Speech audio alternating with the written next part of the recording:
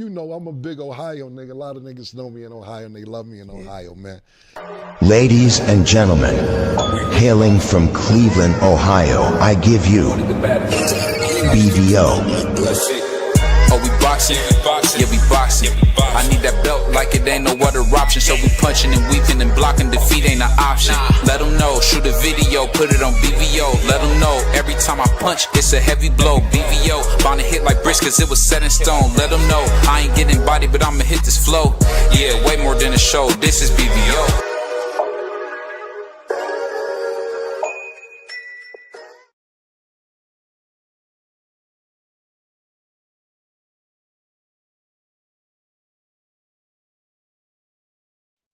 Yo, what's up? What's up? What's up? Kalo K, Kalo K. It's your boy, BBO Sports TV, man. We back. We back. You know, we always talking boxing, man, having some fun talking boxing and all sports. But the fans, you guys, I want to talk about Terrence Crawford. You guys say you want to hear about Devin Haney and Shakur Sanchez. Y'all want to hear about that possible fight. So we're going to get the people what they want, man. What you think about the people saying they want to hear about Shakur Sanchez and Devin Haney? Let's get it on. You know, they've been sparring. Yeah, go ahead. Let's get it on, BVO. Why not? I mean, that was a super fight to me, for me, you know? And I think it's 50-50. Devin's going to be big. What they going to do with that 47, right? Because Devin ain't coming back to... yeah, that's what I believe, yeah. He ain't coming to 40, so the fight will be at welterweight. I think Shakur will fill out nice as a welterweight. You know, and I think it'll be a great 50-50 fight, bro. I like that one. Next. If that happened next, bro, I'm going to be one of the most happiest boxing fans in all of the world, bro. Yeah, I think it's going to be a good fight. I think more than anything, I'm just excited to see that these guys are possibly talking about putting something together. But I like that Devin Haney is always, I love this about Devin.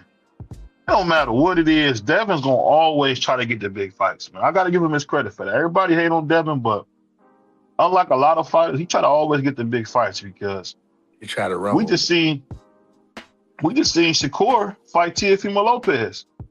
And, you know, he looked unbeatable. And now you look at what's going on, I'm thinking to myself, like, dang, this dude, Super Vacay, Super my man Price. I mean, my man D Free. I just think no matter how they do, man, it's gonna be good to watch, man. I'm excited because hold on 1 second. I'm excited too. I just think that we need to have.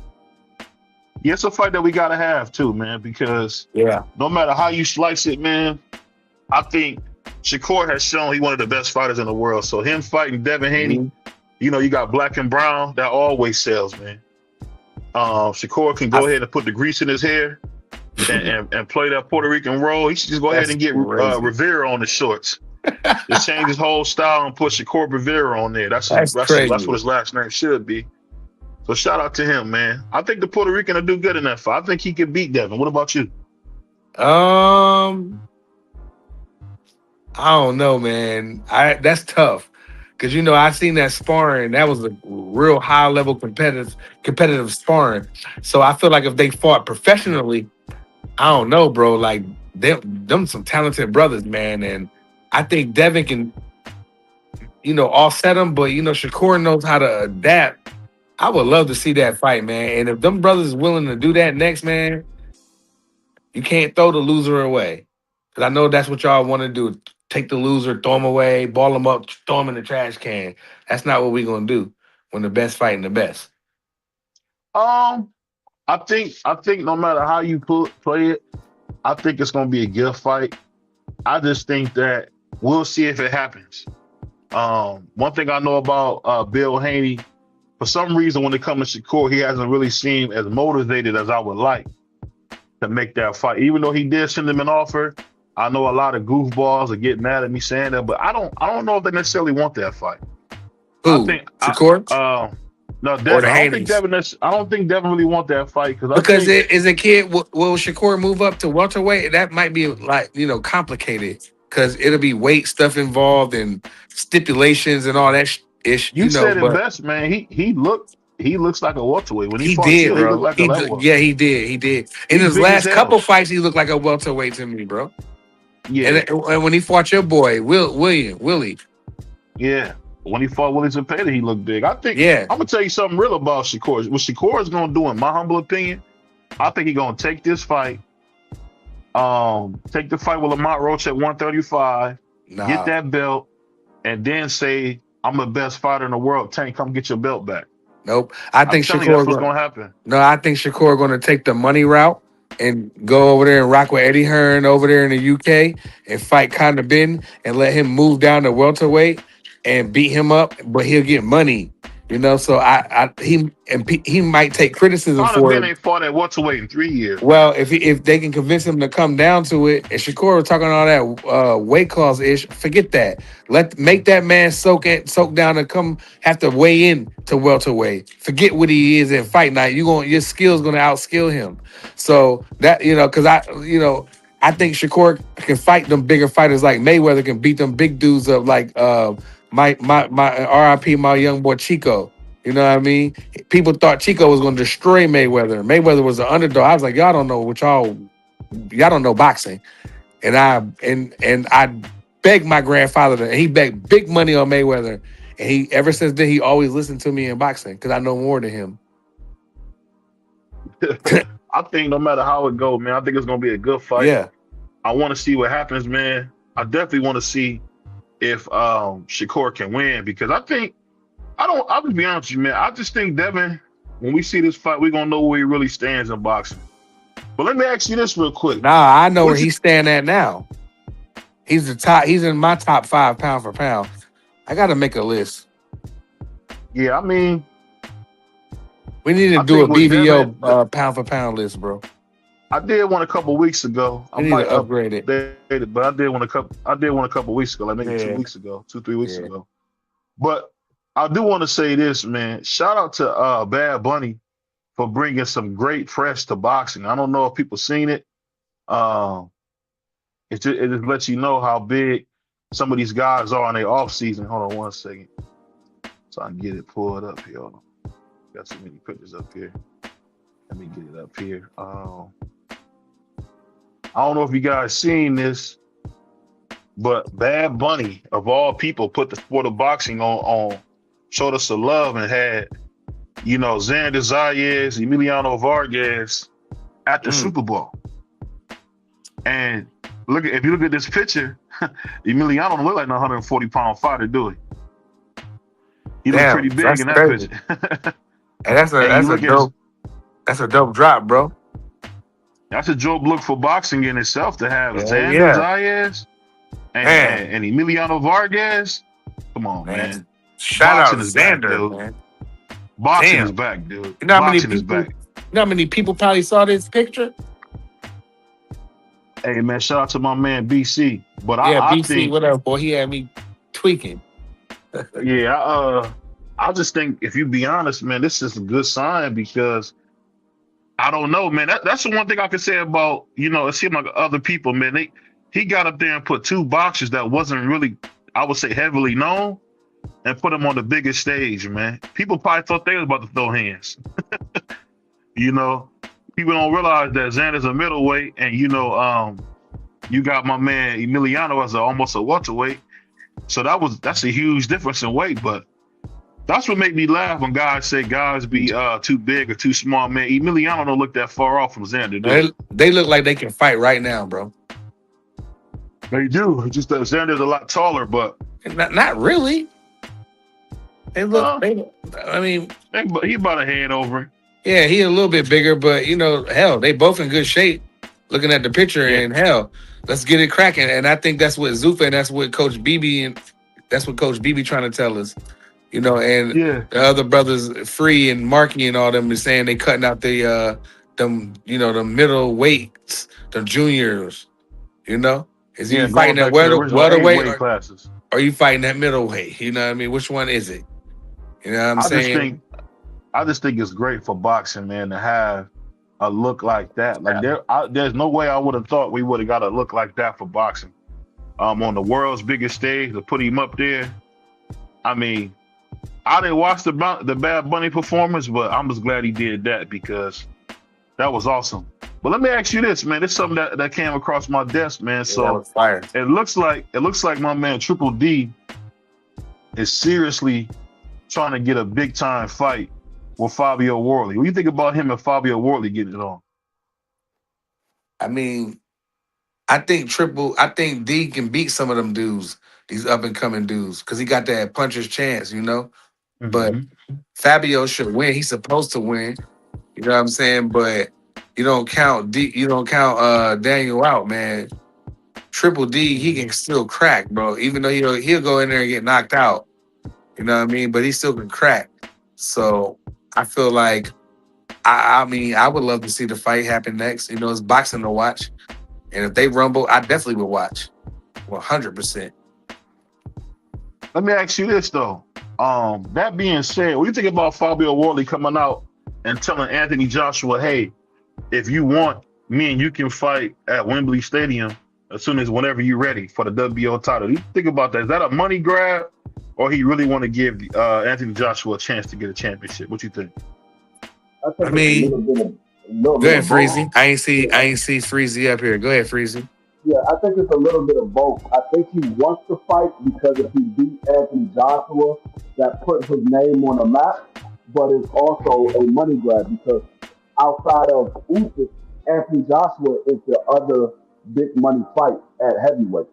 So I think it's a little bit of both. I think you do want to fight Anthony Joshua because that gives him the main recognition on his resume. Because right now, the biggest name on his resume is Joseph Parker. That's the biggest name on his resume. So if he gets AJ and beats AJ, now he has a former two-time unified heavyweight champion on his resume. And AJ's been in there with everybody except for Big Bang Zane and Wilder. So, I mean, that's a good name to have on a resume. What up, beautiful? What you think? What you say on that, Prize? What was the question again? I was reading the chat all crazy. Oh no, I was just basically saying, what you think about my man Triple D trying to get a fight with AJ? Is that a money grab, or you think he just want that fight? I mean, do we want that fight again? I mean, we saw what happened in it. I mean, sorry, not Triple D. Fabio Worley. I answered that. I answered that already. But okay. No, all good. I still want to see the fight. I mean, if that happened next, I would be a happy boxing fan. You know? No. You're talking about Worley versus AJ, not D and Worley. Fabio Worley and AJ. Shoot, yeah. I like that fight. I'm going with AJ in that fight. I'm going with AJ in that fight. Not with that. You know what I want to say about AJ? I know AJ was corny with that Wilder-ish. That was wild corny. But you know what, man? Man, it was his fault. You know what? But what he did do when it came to that wrestling, when you want to play wrestling with him, AJ don't play around with you. He stretch you. He stretch all the wrestlers. What's the big black boy what's his name? Free? You talking about Francis Ngannou. Francis Ngannou. Stretched him. What did he do to Jake Paul? Broke his face. So when it comes to representing boxing, if AJ got to wrestle, he ain't coming in there to wrestle. He ain't coming in there to play. Coming in there to really, really hurt you. And I like the way he represents boxing like that. But I will say, I want to see Fabio in there with a guy like AJ or a guy like Triple D because he's a tough guy. He's going to come to fight, but how well can he take a punch? Because we've seen him get rocked against Joseph Parker. He got rocked in that fight. And Joseph Parker is not known as a big puncher. He's a heavyweight, so all heavyweights can punch a little bit. But he's not known as a big puncher in the heavyweight division. So if he got rocked by Joseph Parker... You saying Fabio Worley is a big puncher? No. I said Joseph Parker is not a big puncher. My mistake. If you got rocked by Joseph Parker, can you stand up to a Triple D or to an AJ? Because we know those guys can punch. So can you stand up to one of those guys? So and like I said, he's a tough guy. He's going to come to fight. He's not going to lay down for anybody. But can you stand up to get hit with a solid shot by them? Because he doesn't move his head a lot, so he's going to get hit. Now, will they hit him with a clean shot? It remains to be seen, but he's going to get hit. Yeah, I think that's a good point because Fabio can punch. I just think he have a hard time with his defense, and it's kind of funny because to my man Bentley and TD showing love. TD. I just think I think he can punch. I think the main thing, to be honest with you, Free, is that Fabio Worley is just straight up and down like Wilder was, man. No thrills. He know how to deliver that right hand, and that's about it. So I mean, I think AJ should go in there and beat him dead. But I'll just be honest with you, AJ hasn't looked the same in a while. But I know Fabio Worley want to get a fight in the States. I think he should fight Michael Hunter. Who was his last fight, BVO? AJ. His last fight was Triple D. Triple D. Right, and he almost knocked Triple D out. So I think AJ can compete. Actually, Jake Paul's last fight. Yeah, that was the last real fight, not counting Jake. Not the wrestling, yeah. But I think you didn't see AJ try to use his neck to try to use his forehead to get off the canvas. No, I did. How cold that man was. I did, Mark. But prior to that, and you're 100% right. But before that, AJ, the reason that happened because he got so excited that he cracked Triple D really good. He got too excited and off his game plan, and Triple D made him pay. Let's be honest. Triple D is a better boxer than Fabio Worley. He's a better boxer. Yeah. Fabio Worley, he's just a big puncher. He's not good. He's not a technical boxer. Triple D is more of a technical boxer than Fabio Worley is. Well, D would have to do that because he don't want to get no exchanges with Worley either. He wants to box, try to hit 2 and 3s and move because if he don't and he get clipped, man, because he can get clipped. It can happen. He got Don Charles back too, Prize. I don't know if people know that him and Don Charles made up. Triple D told Don Charles he was sorry, and they Superman Uncle Curtis, and he back together. Yeah. I mean, I'm glad. I give him a lot of love for that because these dudes be having such big egos that they never can say when they're wrong. You know, for him to go out of his way as a two-time former champion and tell my man Don Charles, hey, I was wrong. Let's get back to work. That's a hell of a thing for me. What would you say to that, Mark? You think it's a good thing he's back with Don Charles, Triple D? I mean, absolutely. I mean, if Don Charles is who got him to a title, both of them. Then I think, then there you go. I think it's best that he get back with the dude that he had the most success with. Now for Fabio Worley, I mean, I would take Fabio Worley to win that fight against Daniel Dubois. Fabio Worley, I don't think he's straight up and down necessarily. Like, I know what you're saying, but he ain't a Deontay Wilder. Like, he could throw really compact hooks. He got a good uppercut, has a decent punishing jab. But the thing that's special about and I really say the thing that is special about Fabio Worley is that second wind he can catch. Like, he has that thing where he get punched in his mouth, like he just goes to a different gear. Like, and it's like, I'm not gonna say it's like Evander Holyfield. I'm not gonna say no blasphemy like that. But it's really something to see. Like, when he gets going, like, he could put anybody to sleep. So I want to see that Dubois fight. That's 2 destroyers, and all is right in the heavyweight division. That's what I like to see, and hopefully he can get that Usyk fight before the end of the year. Yeah, I don't know about that Triple D and Fabio Worley. I would favor Triple D because of his boxing style. I would favor his boxing style, and I think his hands is a little bit faster than Fabio Worley. Fabio Worley throw a lot of looping shots. Triple D throws more straight shots, in my opinion. But I think it's a 50-50 fight. Whoever can stand up to the other guy's punch is going to be the one that's going to win. I just think Triple D punch is going to get there before Fabio Worley punch get there. You know, Triple D dangerous in them like first 3-4 rounds too. Free. Yeah, no, that's what I'm saying. Yeah. Maybe if the fight goes on longer, I think Triple D, he kind of gasses out because he's muscle bound, and I mean both of them actually kind of gasses out and the more the fight goes on. But I think it will come down to who's a better technical fighter when they get tired, because both of them kind of gas out as the fight goes on. But I think that, I mean, somebody's getting knocked out in that fight. I don't think that fight goes the distance. I think that fight probably goes somewhere around 7, maybe 8 rounds, and then that fight is going to be over. I'll just say this, Free. I'll say it again. Well, I mean, I just said it, but I'll say it again. Warley know how to catch that second win, because we seen it in that Hooney fight where he was getting beat badly, and then he caught Hooney at the end. We seen it in that Parker fight where, again, he was getting outboxed, beat badly, and he caught the what's his name, Justice Hooney? Justin Hooney was beating the dog crap out of him. Hooney was whooping his ass. And I think he caught him in the last round. But none of those guys you named punch with the same velocity as Triple D.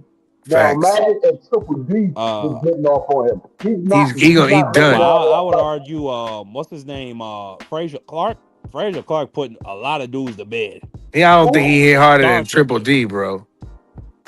I mean, this is just opinions. Yeah, for real. Facts. Friendly debate. I'm just saying that Fabio Warley got that attributes that he seems to catch a lot of dudes late. So if the fight go late, I favor Fabio Warley in that fight. And that's why I said Triple D. If the fight ends early, it would probably be a Triple D win. Yeah. The first 4 or 5 rounds, Triple D dangerous, bro. I don't care what nobody say. Yeah, it comes down to who could be more technical fighter as the fight go on. And both of them guys kind of gasses out towards the later rounds. Brother Curtis said, my fault. Go ahead. No, I was reading the comment. Brother Curtis said the WBO is mandating Shakur and Keyshawn. Yeah, that's just for name recognition. Yeah. I want to see what's gonna happen with that. I think Sanchez will drop the belt.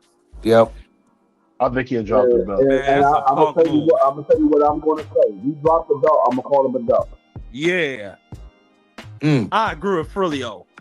But what if Keyshawn say something like this, Free? Well, I don't want to fight my brother. I don't want to be the mandatory. I don't want to pay no more fees. Whoever steps away from the fight will be called a dub. I do it for everybody. There's no difference. If your fight is mandatory, and I understand y'all don't want to fight each other voluntarily, but if this fight is mandated and you step away from the fight, you a duck. You know, Prize, the only time you really like with the Klitschko's actually didn't fight because their mother made them promise that they wouldn't fight each other. Like, you know what I'm saying? They real brothers. That's a pact. That's a pact in blood. When your mother make you promise you ain't gonna do something. They don't got that. That's just, that's my guy. We know each other since we were kids. I don't want to fight it. Man, I'm not trying to hear that. Yeah, that's garbage. This is a blood sport. Come on now. Yeah. I mean, like I said, if that fight gets mandated, I agree with you, Mark. If that fight gets mandated and one of those guys step away from that fight, I gotta call you a rep, because I don't think neither one of those guys get Devin Haney next. So whoever you get is probably not going to be a bigger fight than fighting each other. So, for one, it's a title on the line. For two, it's probably not a bigger fight than y'all two fighting each other. Well, what if Tank come back, Free? Then it would be a bigger fight. Neither one of those guys are going down to 35 to fight Tank. Well, Tank say, I'm fighting at 140. No, we're talking about right now. Tank is going through legal allegations right now. So they not going. Tank ain't coming back next month. We don't know when Tank's coming back. So he's going through legal allegations. I mean, the case sounds a little shaky right now, but he's going through legal allegations. So until that is taken care of, Tank is off the board. So I'm looking at these two. You're not going down to 35. Why is he even a factor? See, that's the thing I be saying. Like, I don't know, Free. What if Devin goes to the 54 and fights Xander? That would be what I said. Yeah, baby, I can hear you. I'm not talking about Devin. I'm talking about Shakur and Keyshawn. Neither one of those guys get the Devin Haney fight next. So, who are you moving up to fight? You moving up to fight Rolly? Probably not. You moving up to fight one of these other guys at 47 is not a bigger fight than you fighting Keyshawn. Unless Shakur is fighting Conor Ben, then that's a bigger money fight for Shakur. But if Shakur's not getting Conor Ben or Devin Haney, it's not a bigger money fight than him fighting Keyshawn.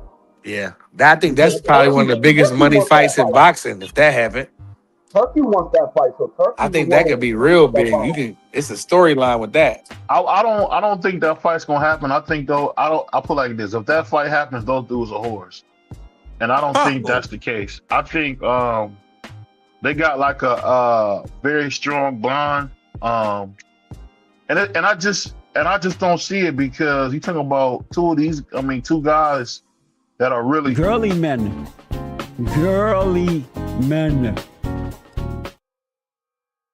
So I don't really see two girly men like that fighting, because their relationship mean more than making the money. But I'll say this.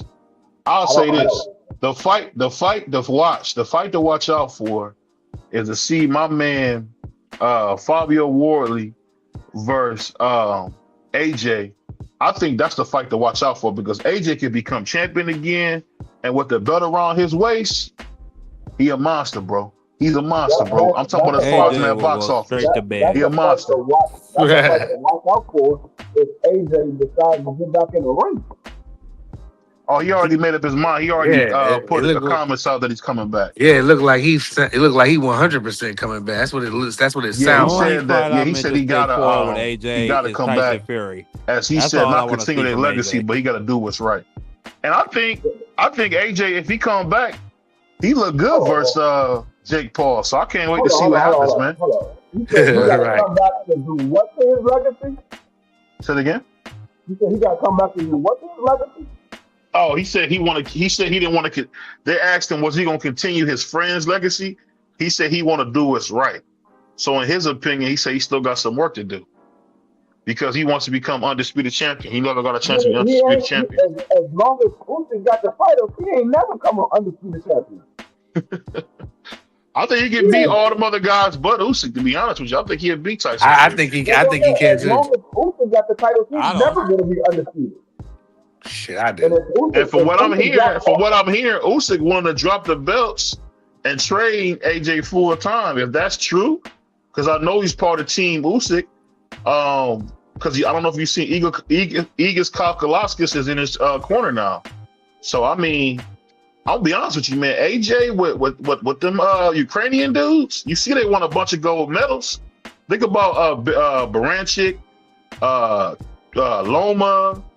Usyk, them dudes got a hell of a team over there in the Ukraine. So I think you talking about gold medals where they was winning medals from points. Dude, this is knockout. You're heavyweight. You ain't no 140-pound fighter. I give you that, free. I'm just saying the man. And if you see I don't know if you've seen the footage, Usyk been really working with AJ. That's why he look a little different. I'm gonna tell you right now, AJ is not going to be any different than what he is right now. The only thing you can do is fine tune what he is. He's been fighting this way his entire career. He's not going to be anything different. He's not going to be a guy that can move around the ring. He's not going to be a guy that grows the chin. He's not going to be any of that. I don't know, Free, because it's like I think you know what I will say, Curtis. I think Fabio Wardley, and you can tell me if I'm wrong, Marky. I think he really just straight up and down. I think most people would beat him dead. If you got any kind of boxing ability, I think you can beat his ears off because I seen him. Parker was giving him work. And I think Parker even hurt him. Wasn't. And Parker can't punch a wet paper bag. So I mean, if you're getting hurt by Parker, I mean, don't let one of these big greasy niggas hit you in the mouth. You know, a fish and chip eating dude like Tyson Fury might stop him. That's my only thing with Wardley. I feel like Wardley's a lot like Wilder, where all he got is that right hand. And y'all know I love Wilder. That's all he got. Wardley is a lot like Richard Torres. Nah, I don't see that. Richard Torres can't punch, man. Richard Torres can't punch. I want to see Richard Torres put a fat, greasy Mexican to bed, and the Mexican was crying. I seen Hooney beating the life out of him. and he was able to knock him out. I was shocked by it. Did you ever see that fight? See, that's the thing. He's a tough dude that has a punch. But if you get in there with somebody who can punch and you get the life beat out of you, you ain't making it out of there. So just imagine if that was if what we saw with Joseph Parker, if that happened with Daniel Dubois, he's going. Oh, he getting knocked out. He getting stopped. If I'll give you that. If that happens with AJ, he's going to sleep. If that happened with Usyk, he's going to sleep. He was in there with a guy that's not a big puncher, so he was able to weather the storm because he was in there with a guy that's not a big puncher. Even if that was Big Bang Zane, if Big Bang Zane was doing that to him, that Joseph Parker, that man's going to sleep. Hey, you know what's funny? 42-year-old Big Bang Zane is putting that man to sleep. Big Bang Zane can punch. You know what's so funny was the way Caballero beat the General Tso's chicken out that nigga. I'll never forget that. That was crazy. That was crazy. I couldn't believe that Caballero. Did you see that fight, Mark? Trying to figure out where you come up with this stuff. And that's another one. Oh, he if Caballero does that to Worthy is going to sleep. Yeah, we saw what happened to him, Free, in that last fight where that guy was putting hands on him in that first round. But Fabio Worthy don't have a jab like that last guy. He don't have a jab like that. No, he don't. Fabio is a power puncher. Strictly. Caballero beat the life out of Worley is like easy pickings, man. No. And you know what's so funny? I'm gonna tell you, with a guy like Worley, Caballero is going to work the body. He's going to stay away from the power shot and work the body. He's going to get in close, work his body, and then get back out of range, and then get back in close, work his body. And the same thing he did to the Russian dude. The Russian dude was a big puncher like Fabio. He was a big puncher. He worked that body out though. That slowed him down. That man body and broke him down, made that man quit. Hey, you know what's so funny about the Big Bang Zane fight and the Frankie Sanchez fight was that in both those fights, exactly what Free explained, that's what happened. He stayed away from the big hand, the big punch, and just went to them bodies, and then before you know it, niggas will sleep. I'm just telling you. That's what he's going to do to Fabio. Fabio don't have. I just want to. Can he take a punch though? Can he take a punch, Free? Because every time I see Caballero, I just think if somebody can get to that chin, they got a shot. Am I tripping or you see the same thing? No, that's why I said I want to see Caballero versus Moses because I believe Moses is a better boxer. Well, I know Moses is a better boxer than Caballero. I want to see a guy like Moses. I think Moses has the boxing ability. He has the power to be able to hurt Caballero and put him down. I think a guy like Usyk has the boxing ability and the power to hurt Caballero and put him down. I don't think a guy like Worley, a guy like Daniel Dubois maybe, if he can land the shot, maybe. But I think he can get to the inside easy on Daniel Dubois. I think a guy like Hey, what's up? We got my man Coach Hackett in the building. Coach, what's going on? How you feeling, dog? Hey, what up, everybody? How's everybody doing, man? Continue that commentary. Coach, I gotta ask you this, Coach, why I got you here. Now, if you got it, now we got to remember, Coach is a world-class coach. If you got a dude that's punching the hair off your head, what's the best way to get him? Do you think you can really work the body without getting at least nicked by that hand? What do you think? Is that possible? It's possible, but it's a hell of a risk. If you got the ability to box, I probably if it was my situation, I'd tell my fighter, jab and feint, keep stepping back. Double jab, feint, step back. Give him the illusion that I can impose my will on him. And once he gets wild with his punches, because a lot of big punchers like to throw overhands, they like to throw looping right hands. When they open up down the middle, then you fire a 1-2 down the middle and sit down on it. Hopefully you can put him on his ass, or you can make it where now he holds up on that Russian. Because if you can get a big puncher just to slow down for a brief second, you can outbox him. I'm just wondering how he was, and this is just me, and you can tell me this.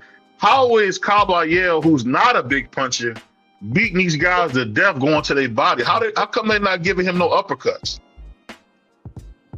Man got a vicious body attack though. You got to think he has a good body attack, but he also has a good jab. He has a decent jab, and if you can jab to eliminate some of the wear that you have to take, once you get on the inside, the art of inside fighting is a damn near a lost art.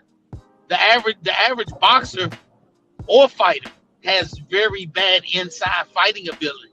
So if you have good fighting ability on the inside and you can stick to the game plan of touching the nigga's body, you can break him down. You can break him down. When you look at, I've seen the highlights of Caballero, when he hit motherfucker to the body shot, you got to look how much leverage he get on those shots. He hurt, that shit hurt from round one. You know, most boxers, most boxers like trained pit bulls. I think Caballero is a big shout out to my man Juan kind of gave us the news that we already knew that Errol Spence is going to be fighting Tim Tszyu. Remember we said that? Remember I told you guys that a couple weeks ago? Nigga said BBO ain't know what he was talking about, blah, blah, blah. Body bag. So what's Errol Spence versus Tim Tszyu? My whole thing is this, man. That's about the dumbest has-been fight I ever heard in my life. Like, I love Earl, but that's a dumb fight. That's a dumb fight. You got two dudes who can't fight no more fight. That's just like having two blew-out pit bulls fight. That's not a good fight, man. What would you say, Coach? Is that a stupid fight to you or what? Nah, it's not a stupid fight if you think about it. Will it generate millions of dollars? Yes. Are they two? Tim Tszyu look horrible, Coach. Last time he looked horrible. But you got Errol Spence's name attached to his, bro. Yeah. Shit. Last time we seen Earl, he was dead. What are you talking about? It don't matter. They carried him out the ring like Ricky on Boys in the Hood. It's not a matter if I don't know, man. Then he ain't fought what, 4 years now, 3 years for how long has business he fought? No, it's not a matter of. I don't know. It must be the money. I'll give you that. BBO, you looking at the. Can y'all hear me? I don't think you can hear me. Are we all hearing each other? Because I got two different conversations going on, and I know y'all not being rude to each other. So I think somebody's missing. No, BBO. Yeah, I think it's BBO, Coach. But go ahead, Free. Yeah. What was you saying? No, I was saying I think BBO is looking at the performance of a last outing. It's not the performance that generates the money. It's the fan base. Tim Tszyu has the Australian fans behind him. Earl Spence still has a big fan base that wants to see him get back in the ring. So it's going to generate money because the people want to see them. Their fans want to see them back in the ring. Now, will it be a big fight? No, it's not a big fight. Will it be a good fight? It remains to be seen. If Earl looks like he looked before he got in there with Bud, and Tim Tszyu looked like he looked before he got in with Sebastian Fedor, then it could be a great fight. But it remains to be seen. We don't know how they're going to perform because both of them coming off a knockout losses. We don't know how they're going to perform. I think it actually has a chance to be a very good fight because both of them are coming off of knockout losses. It's closer to an even match than if Tim Tszyu came off a knockout and Earl came off a win, or vice versa. I just think I think we didn't think Arturo Gatti and Mickey Ward was going to be good, but that shit was so good we got 3 fights. So I think it has the potential to be a very good fight. Good. I mean, we know both of them going to be right there in front of each other to throw shots. They move a little bit, but for the most part, both of them come forward. So I think it's going to be. I think somebody's going to probably end up going to sleep at the end of that fight. Yeah, Tim Tszyu gonna come to rumble, man. You know what I mean? At the end of the day, but I think Earl's skills will overwhelm him. I mean, people always want to say, "Earl, take a tune-up." Well, here you go. And Tim Tszyu ain't no easy tune-up, you know, at the end of the day. But I still think Earl's skill-wise is probably... Because, you know, Tim Tszyu come to fight. You know what I mean? He got a country behind him, so he got pride. So he gonna come to rumble. Yeah, I think... I don't... Like I said, I don't know what Earl is going to look like. He's been out of the ring going on 3 years. July 29th will be 3 years that he's been out of the ring. So I don't know what he's going to look like. But like I said, if he looks better than what he looked like the last time we seen him, I think it's going to be a good fight. And like I said, I think somebody's going to go to sleep. I don't think that fight goes 12 rounds.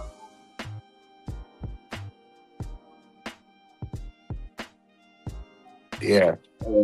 You know, Tim Tszyu busts up. Earl been out the ring. Damn, I ain't see that news, man. But hey, if that's real, I mean, I guess that's a good start for Earl Spence and a good payday for Tim Tszyu. I get, you know, the whole thing probably is good for both, you know, competitors. But what up, Doug? What up, y'all, man? That's one of them fights, and maybe it is, but I ain't gonna lie. One thing, and I agree with the whole Tim Tszyu not looking good, that type of thing. But one thing we can say about the man has been active. He might have got beat up by Fundora. He might have got beat up by Bakram, beat up by Fundora twice. Not really beat up the first time, but he been active. Earl Spence, since Earl Spence done fought, Tim Tszyu probably done fought 5 or 6 times. I just don't, I mean, I understand the whole no tune-up thing and all that, you know, big fish. I got all of that. I got it. You might want to catch it. I don't look at this as a tune-up. I'm not gonna call this a tune-up for EJ right there.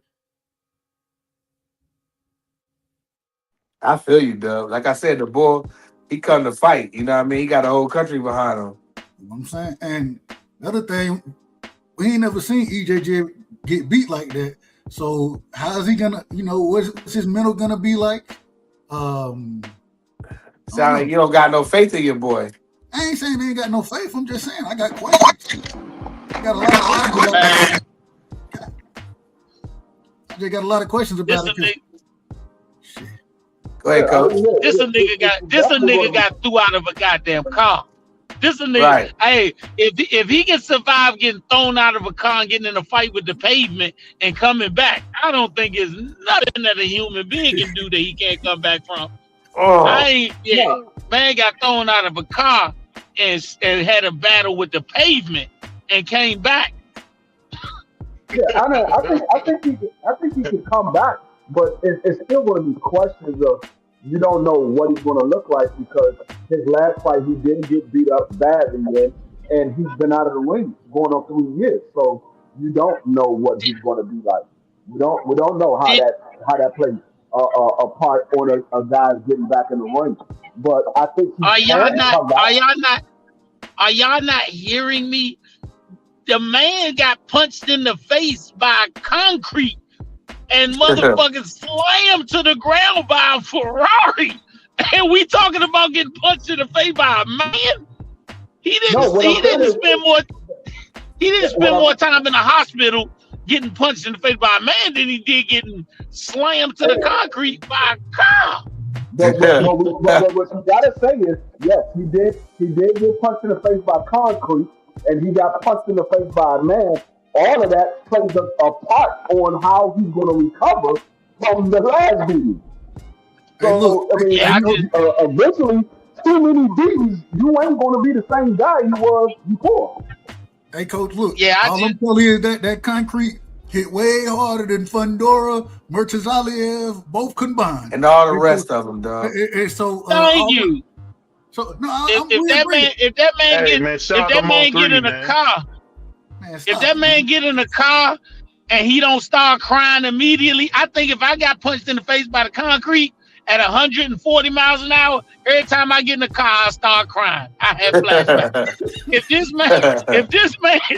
this man is behind the wheel like we have seen him back driving, it ain't nothing a human being can do to you that you have fear of. Now, if they beat you up again, you just get beat up. But I'm not even gonna let it be the excuse of that, because like I said, he came back and beat 3 good fighters after he got beat up by the concrete. I ain't saying he's scared to fight Tim Tszyu. I'm saying what is his I'm talking about gunshot. Like? No, but I'm talking about gunshot. I'm talking about punch resistance, because it seemed like even after the initial car accident, he correct me if I'm wrong, when he fought Ugas, he seemed to get hurt in that fight, right? He looking down for his mouth. He got hurt. He had to get used to new teeth, dog. But all I'm saying is, so now with you taking a brutal beat down like you took, what is his punch resistance gonna look like? if he go out there and get hit with a shot from Tim Zoo, he gonna be like, oh, let me slow down because what EJ gonna tell you? He gonna step, and that's always been his game. And so if he's not gonna be that same guy after he get clipped with a shot, I ain't saying he's scared or fearful, but there's some caution to be. You can't just throw caution to the wind, not that. Man, but he threw caution to the wind, right? Right after the accident, he faced dudes that were world-rated guys, and he beat 3 of them. I'm not going to dismiss the 3 that got beat just to say the one that beat him beat a broke-up version of him. Hell no. Bud was just better. Bud was just completely better. I'm not saying that. I'm not saying that. I'm saying, did Bud break him? That's what I'm saying. Did Bud break him? Man, the nigga didn't get broke by a car slamming his face to the concrete. It's one thing to know you went in and you know car accident, that type of thing. But then for you to get in the ring, never lost, and then take a loss like that, bro, it'll affect you. And then for you to be out for 3 years, I mean, come on. See, man. But I'm gonna say this. These are the questions. These are just common sense questions that you got to ask about the man. And I'm gonna say this. You're right. It's common sense questions you gotta ask if you're not a combatant in a combat sport. But to the other fighters, they like Slim. We get punched in the face for a payday. Some of the best get beat down, and guess what? They come back. Now it's like me having a conversation with a Navy SEAL. And I tell him, man, ain't no way in hell I'm jumping into Iraq with 4 other niggas and we got to bring out goddamn Gaddafi or Hussein or whoever. They look at me and say, yeah, you don't understand because you a civilian. But this what we do. That's all I'm saying. When you ask other fighters, they still say, man, Earl's still fucking shit up, man. That's Earl. And him taking off 3 years, that's a financial ability. If he was injured, which I do say he was injured severely from that fight, he got the financial ability to take off and let his body completely heal, where other fighters don't have that ability. So they back in the ring once they good enough. I would venture to say Earl may be just as good, if not better than he was. But if you put him in that same fight against Bud again, it'll probably be the same outcome. I think it'd be worse because Bud kind of carried him. Bud was. But listen, nice. This is what I'm saying. It could be the same or worse. But what I'm saying is, I don't think it would be a different result. But against everybody else, he fucking them up. He beating them like a slave owner. But to Bud wow, Crawford, you sick, man. You sick. Hey, but to you Bud Crawford, jacket. I know you ain't say like no slave. You need a straight jacket. Hey, beating them. Hey, he beating them. You speak very well and you're black. How did that happen? He beat them savagely with no Vaseline. He beating them savagely, like Ice Cube said, no Vaseline. But when it comes to everybody else, he'll fuck them up. Well, let me ask you this. Now, I get I know we all like Earl Spence, but Tim Zoo looked like garbage the last time I seen him. So you basically got a half-dead dude and a dude who ain't fought in 3 years. So if he does win this fight with Tim Zoo, what does that mean? I don't think he's going to beat none of them young guns. What do you think? Young guns don't have the financial growth capability to even get a fight with Earl. So that'll never happen. Best case scenario for EJ is some type of way he win, some type of way Keith Thurman beat Fundora, and then they can finally make a big money fight for each other kind of at the end of their career. I think that'll be best case scenario. Keith Thurman, watch out. I predict this. Keith Thurman's going to stop Fundora. I'm predicting it right now. Keith Thurman's about to stop that dude. Because the way Keith Thurman was breaking him down, Keith Thurman gonna put hands and feet and elbows on that dude. I just think, from what I was listening to with him, where he was breaking Fundora down live in the living color, I don't think Fundora got a chance. So let me ask y'all this real quick. So if one time Thurman is able to knock out Fundora, would that put him on the pound for pound list? Hell no. Fundora ain't on the pound for pound list. That's what I'm saying. Fundora's not on the pound for pound list, so that's not going to put him on the pound for pound list. Fundora's not on. Well, I'm saying with his previous record, being a 2-time champion at welterweight, you don't think that would give him any love? No, because what you're talking about is what's wrong with the blacks? What's wrong with the blacks? That's stuff that happened years ago. So you talking about? So if Manny Pacquiao go out here and beat daggone Rolly Romero, does that put him on a pound for pound list for being a champion once again? No, it's not gonna put him on a pound for pound list because Rolly ain't on the pound for pound list. Tell him again. If Keith Thurman can beat the biggest Mexican they got, that's a hell of a win, Free. That's a hell of a win. It doesn't matter if it's a heck of a win or not. The man he's not beating the 8 pound for pound fighter. So I don't look at it as, unless you got Sebastian Fundora on your pound for pound. Me personally, I don't have him on there. So I can't say because you beat somebody who's not on my pound for pound, that automatically puts you on a pound for pound. No, you have to beat somebody or have a series of wins, big wins, in order for you to make my pound for pound list. You either beat somebody that's on the pound for pound or you have a series of big wins to make it onto the pound for pound. You don't beat somebody that's not on the pound for pound and then you get put on the pound for pound. No. Shout out to Miss BBO. Shout out to Miss BBO. I'm at the doghouse. Go ahead. If he beat Fundora and then he turn around and beat Xander Zayas, yes, I put him on the pound for pound list. Yeah, I mean that's what I say. You know, it's a good chance, Coach. It's a good chance he can beat the shit out of Xander too. It's a good chance, man. I don't got him beating Fundora. I don't got him beating Fundora. I got Fundora stopping him. Did you see how he was talking to him, Coach? No, what BBO? He was talking to him like he was a little boy. Y'all didn't see that press conference? No, BBO, you're just like Keith Thurman saying. You believe the hype that Keith Thurman tells you in the press conference. You believe the hype that he tells you. Keith Thurman has the gift of gas. He's going to talk a good game. That doesn't mean he's going to follow up through with it. We seen him lace Mario Barrio. He laced that dude. That wasn't even no Mario. No, he did not. He laced that dude. No, he did not lace Mario Barrio. He beat him. Yes, he beat him. He did not lace Mario Barrio. You don't think that was a lace? No, I don't. That was some years ago, but I thought we called that fight. What I call a lace is what we saw Mr. Gary Russell do after coming off his 3-year layoff. He laced his opponent. Okay, I see that's the difference.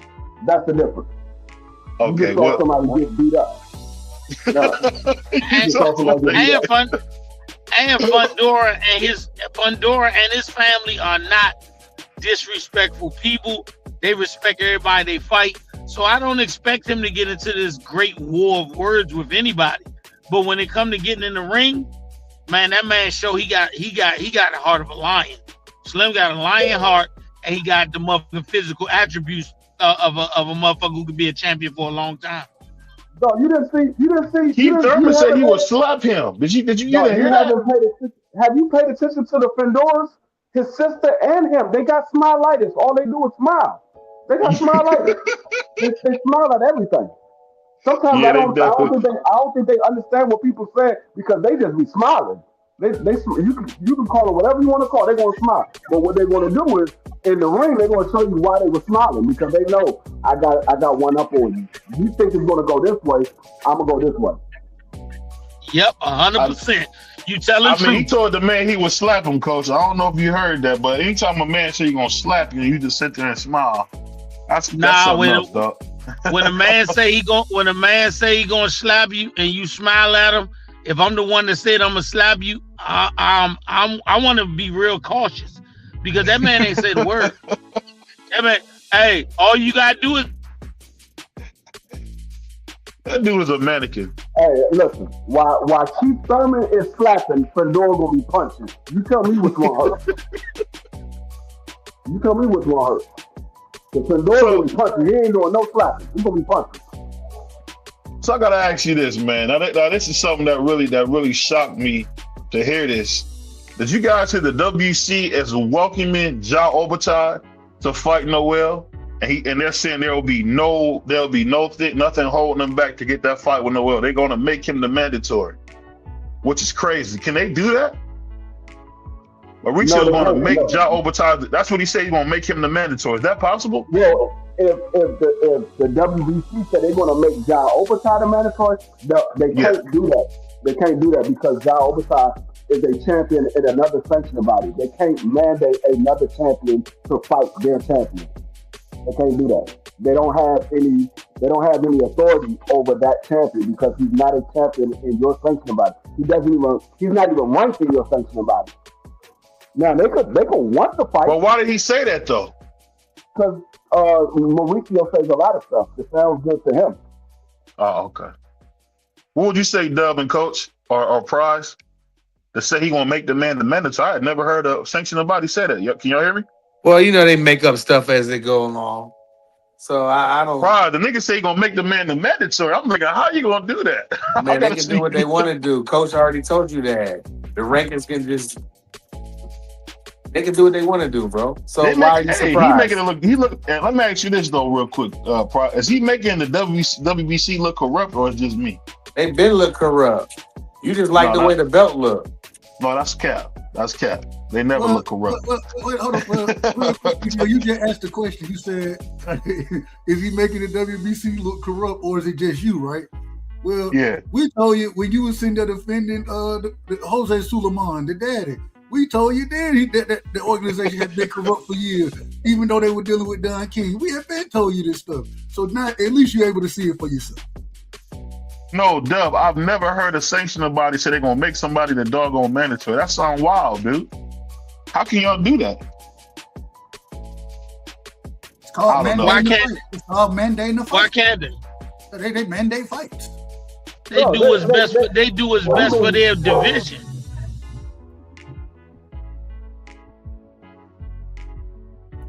Say it again, Coach. He said that. I said they do what's best for their division. That you got to remember, there is no governing rules that cover all of boxing. So the WBC is a standalone company. The WBA, IBF, WBO, WBA, all of those are standalone companies. They may have gentlemen agreements that they won't do some things, but if it makes the benefit of their company, the same way that the WBA wanted to give Tank the belt and Tank turned it down. They can do what benefits their company. And they only make money when people wear belts. They don't make money if nobody has a title. And this the thing, BVO, you got to realize, once again, because they trying to make the biggest fight, the IBF, and first off, the WBC can say, well, we just amended out. Remember they amended their rules for the franchise belt? Remember that? Yeah. So that's all they're going to tell you is we amended the rules. Okay, so we can do what we want to. That's the first thing. The second thing is what the IBF gonna do? What the IBF gonna do? The IBF gonna sit there and allow the fight. Hold on. The IBF gonna allow it to happen because it's a unification fight, and they still want big money. They want their 3% just like the WBC do. So they're not gonna complain. Yeah. And when it comes to that, the WBC. The only way they can make that fight a mandatory fight, they have to have an agreement with the other sanctioning body. Because like I said, they have no authority over another champion. He's the IBF champion. He's not the WBC champion. He has no. Now, if he was the WBC at cruiserweight, or at light heavyweight, maybe they could say, okay, look, we're gonna make you the mandatory for him. Because you're our light heavyweight champion, and he's our cruiserweight champion. We want to make y'all fight each other. That's different because both of them are WBC champions. They can mandate any fight they want, but they cannot force another sanctions champion to fight them without both sanctions mandating it. So they can the WBC they can mandate it. The WBC has the right to mandate it. But it's not enforceable where it would strip the IBF title from the other fighter because the IBF, if they don't mandate it as well, then it's not enforceable. It's just them saying this is the fight we most likely want. Yeah. So I mean, they have no say so over what Ja Obata can do. They can say they want it, but they have no say so on what Ja Obata can do because he's not their champion. But that's cold, Free, because me and you just talked about this a couple of weeks ago about how they not doing stuff the right way. That's That's and I love Joe Butler. That's messed up, bro. Like No, they say you gonna make this nigga the mandatory. You can't do that. No, hold on. You can't say no. You can't sit here and say that you want John Obata to fight somebody who's not even a champion in the division, but you're mad because the WBC wants to make him fight their champion. And no, I'm not mad. No, I'm not mad. I'm saying it's not fair to the guys in the rankings. That's all I'm saying, brother. The coach just told you they can say whatever they want. They can't force John Obata to do anything. They can say whatever they want to say. They can't force them to do anything. Just because so let me ask you this. Let me ask this then, Free. So if Jaleel is number one in the WBC, and they move him down to put Ja up there, you wouldn't throw a fit, coach? How are you gonna throw a fit when they have the ability to mandate any fight they want? By them mandating Ja Obata, all that did was make it where their champion does not have to face his number one mandatory guy. It just puts the mandatory in limbo. This is not new. These sanctioning bodies have done this shit for years. This ain't nothing new. It's wrong though. It's wrong, coach, because if I'm paying all that doggone money, you can't do that. What money are you paying? No. What are you talking about? You pay them sanction fights. If you the number one contender, you paying for that belt. That belt ain't free. No, you're not. No, you're what you not. Mean? You do not pay for your spot. You pay for title fights. So you haven't paid a fucking coin if you're the number one rated guy. Not a damn coin. You don't pay money until you're in the title fight. So if I'm the number one guy, I'm not losing shit. So when they got Caballero as the interim champion, he not paying nothing for that belt? He has an interim belt though. He has a belt. He's paying for his belt. He's not paying to get him the next fight. He only pays when he fights and he defends the belt. Okay, well, I didn't understand that. Go ahead. You have to understand. All of these guys are ranked in the sanctioning bodies where they rank at. You have an interim title holder. You have the 1, 2, 3, all the way down to 10. Mm-hmm. In the WBC rules, they can mandate anybody in the top 10. Anybody. So just because you're number one, understand. Okay, I got because you're number one, yes, we want the number one to get the shot, but the WBC can mandate anybody in the top 10. Hell, we seen a vacant belt one time, and it wasn't number one and number two. It was like number 2 and number 6 or something. I can't remember who was fighting, but it was like 2 and 6 would end up being the ones fighting for the vacant title because of whatever reasons. Now, don't get me started on that. I mean, it is. Let me ask you this, Dub. You going right into my next question. What do you guys think about my man Kid Austin dropping out of the WBA final eliminator for the belt because he doesn't want to fight Lamont Roach? What do you guys think about that? Is that a duck? He dropped out? Yeah, he's not fighting Lamont Roach. Nah, but I thought he was fighting the other guy. What's the other guy? No, they moved him and put Lamont Roach in that spot. No, Lucas Body is the number 2. He's the number 2 guy in the WBA. The WBA wants to put they want to put Lamont Roach versus Kid Austin. That's what they want to do. I don't know. Like, hey, you tell me. I don't know. I'll give you a source. I've seen that on Boxing Scene. Boxing Scene was saying that they want to make Lamont Roach the guy that fights for that belt because they believe Tank is coming back. That's what they're saying. I don't know if that's the case. I think Tank might be retired for good, but they're saying he can come back. Roach in the fight because Lamont Roach is still the 130-pound WBA champion. So they want him to become the champion or fight for the championship at 35. If he becomes the 35 champion, then they can remove him at 30 because he hasn't fought at 30 in like 2 years. But that is, I mean, I've always heard, and for you know the rules better than me. So if you are that secondary, or if you the champion in the lower division, when you move up, you get that shot. Normally they'll allow the champion to move up into the number 1 position, or at least contend for that title. Why is they make? My question is, why is they making Kid Austin move this way? This is crazy. It's making it look like he don't want to fight nobody, man. I don't understand why they doing it to him. Hey, man. No, it's not. It doesn't look like he don't want to fight nobody. What it looks like is he wants the easier route to the championship. Remember, his father kept saying, "Oh, we're not gonna fight Tank Davis. We're gonna wait till they strip him. We're gonna wait till he strip him. They about to strip Tank Davis. Remember, he kept saying they about to strip Tank Davis. They wasn't talking about they want to fight Tank Davis. He didn't say strip. He said Tank already said he gonna drop the belt. Drop the belt. Yeah, drop the belt. He gonna drop the belt. That's what he said. He about to retire. He gonna retire. So, all right. Yeah, they wasn't saying that they want. So it looks like they want to take the easier route to become champion instead of fighting a tough guy. Because I'm almost certain if it was somebody other than Lamont Roach for the title, they would have fought. Hey man, we gotta see, man. You think? Hey, I think Lamont Roach. I don't know. After his last two fights, I don't know how tough he. I don't know if he can beat Kid Austin. I think Kid Austin might stop him. Yeah, I don't know if he can beat him. I know we don't. Hey, I know we don't know nothing about boxing, coach. I know that. But I'm just saying, from what I done seen, from Lamont Roach. Now I give him credit for the Tank. I thought he won against Tank, but the man went in and fought the worst possible fight he could have fought against Pitbull. Man, he looked horrible. He looked horrible, Doug. You can say it.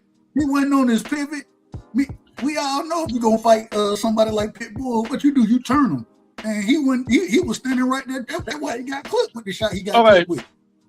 Okay, we got Lamont Roach getting what most people call a questionable draw with Tank and getting a draw against Pitbull Cruz. You can't name not one person on Kid Austin's complete resume. On his complete resume that even equals up to Pitbull Cruz, or a person on his complete resume that Pitbull Cruz wouldn't stop. You can't name one person on that boy's resume. Would stop Tevin Campbell? I mean, Tevin Farmer better get not together. Man, knock his left eye straight. Knock his left eye straight. Oh no, coach! You better knock the twitch out of him. Coach, you ruthless. Hey, I'm gonna ask this question real quick. Prize. So we did a survey 2 days ago. The first one was Jose Ramos versus Jaleel Hackett. We got 285 votes.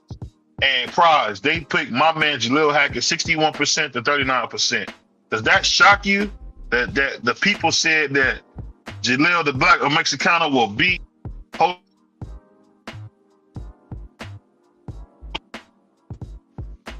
Can y'all hear me? You talking to Prize or you talking to somebody else? Hold on 1 second.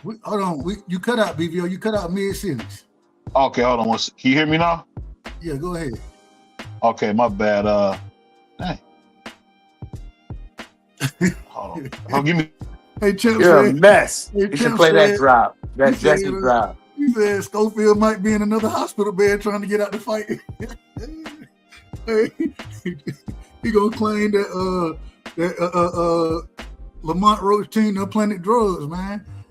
Hey, shout out to the tow truck driver who touched the car and said that it was ice cold and the police need to let him go regardless he had drugs in the car. Shout out to the tow truck driver. Cocaine on hand means nothing when a tow truck man say the car ain't been started. Oh no, hey, it don't mean nothing. No. It don't mean nothing. This man said the tow truck driver felt the hood and said, "There's no way he could have been driving this car." So that just eliminated all the drugs they found in the car. That just eliminated all the drugs they found in the car. Forget the children that they were supposed to be harboring, according to them. Forget the children. I mean, tow truck drivers ain't doing nothing but coming to pick up a car. Police call them. They said, "This is the car we want you to pick up." They said, "Okay," and they pick it up. The greatest story ever. I'm telling you, this might be the greatest boxing story we ever heard. Hey, Free. I hate when you say that, bro. You make it seem like the man is being dishonest, man. I don't know why you doing this, Free. He said the tow truck man ain't do nothing but to pick up a car. You get 30 on one. Yeah, I can hear you. Look, the tow truck driver became a lawyer all at the same time, man. We never seen it. We've never seen it. The tow truck driver was Perry Mason and Quincy all rolled in one. Hold on, man. Y'all making my homeboy look like he was lying, man. That's not right. But let me do this real quick. I'm telling you he's blind. We not making it seem like that. We just saying what he said. No, you're making it seem like he's lying, man. That sounds like a lie, man. No, I'm not making it like he was lying. I'm telling you he's lying. There's no way a tow truck driver is going to tell the police. He's not lying. He's not lying. He just told an untruth.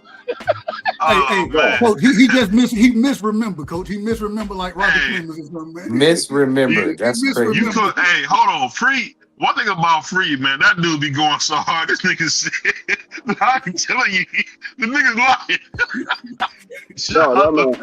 That man said, I don't think he's lying. That's my homeboy. That's my homeboy. I don't think he's lying. BBO, can you hear me? Yeah, I can hear you. Listen, the police pull up to your house. They searched your car. They found drugs in your car. They found a weapon in your car. They called the tow truck to come pick up your car. The tow truck guy gets there, fills the hood of your car and say, "Hey, police officer, he couldn't have been driving this car because the hood is cold. You got to take the cuffs off of him." Let him out the back seat, man. Take him out the back seat right now.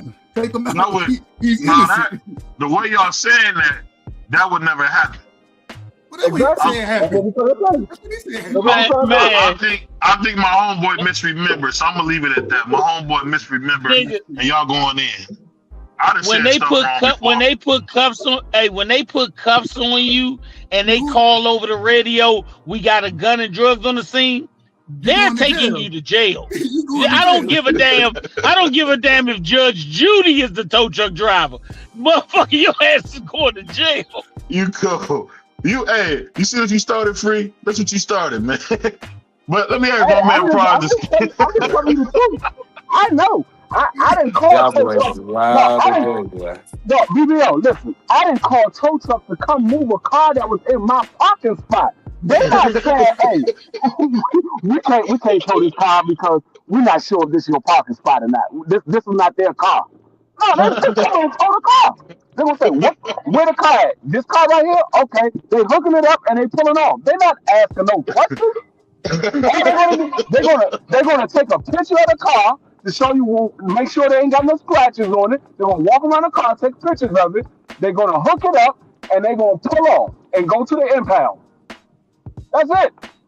I'll give you that. Let me do this. So Prime, put it up there so they can get that 150 off the muscle. They're gonna get that money. Yeah, they gonna get that. Say you want the 150 off the muscle. Yeah, they getting that 150. So let me ask you guys this. Now, this is something that came across my desk that shocked me, but I think it's very true because I'm with this guy.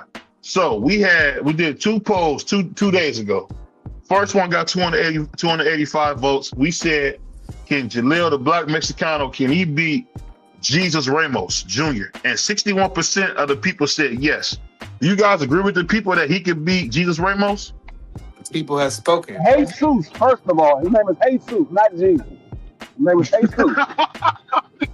Jesus. I thought the nigga name said Jesus on it, bro. Second of all, I agree. Hey, don't worry about it. Hey, BBO, tomato, man. Don't worry about it. I agree with them because that's their opinion. They believe that Jaleel can win. I believe he can win that fight as well. I do too. Yeah. I don't think he should take that fight because he's gonna be bleeding. They both gonna be bleeding after that fight. What you think, Coach? What you think about the people thinking that Jaleel can beat Jesus Ramos? I'll say this. BBO. I think Jesus Ramos is one of my top fighters that I like. I think if him and Jaleel fight, it could be a war, or Jaleel can go in there and listen to a great game plan and make it a boxing lesson. I think either way it could be a great fight, but I think just because of their natural natures, it at some point a war gonna break out. At some point a war is gonna break out. but I think it'll be a great fight, and that's a fight that, to be honest with you, my son would have to get a bag for that. I think Jesus Ramos Sr. and myself would say the same thing.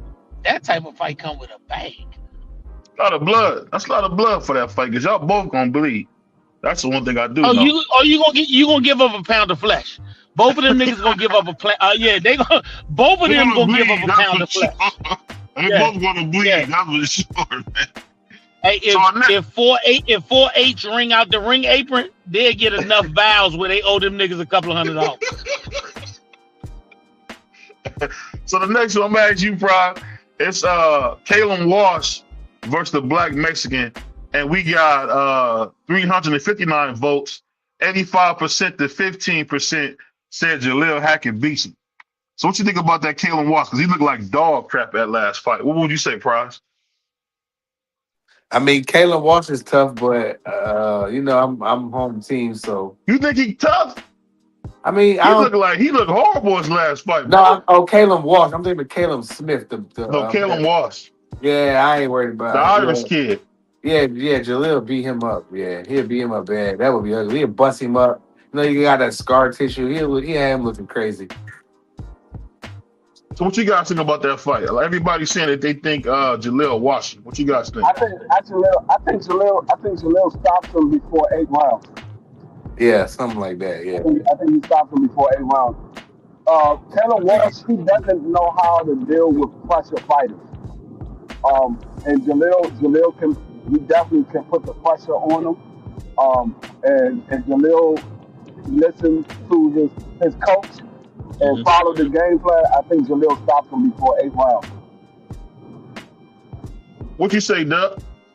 Now I agree with Free. I don't know about a stoppage, but at the same time, I do think, like Free said, bro, if you go in with the right game plan, I don't think Callum he ain't nothing special. You feel me? So I don't think he handles pressure well at all. We seen in the Ocampo fight, he got dropped in that fight, I believe. So yeah, yeah. We know he can get dropped. You feel me? So hey, I think that it's kind of, I ain't gonna say tailor made, but this is one of them times where, hey coach, hey, you want to stay on that stick a little bit, but nah, put that high guard up and press his ass out. Press him out.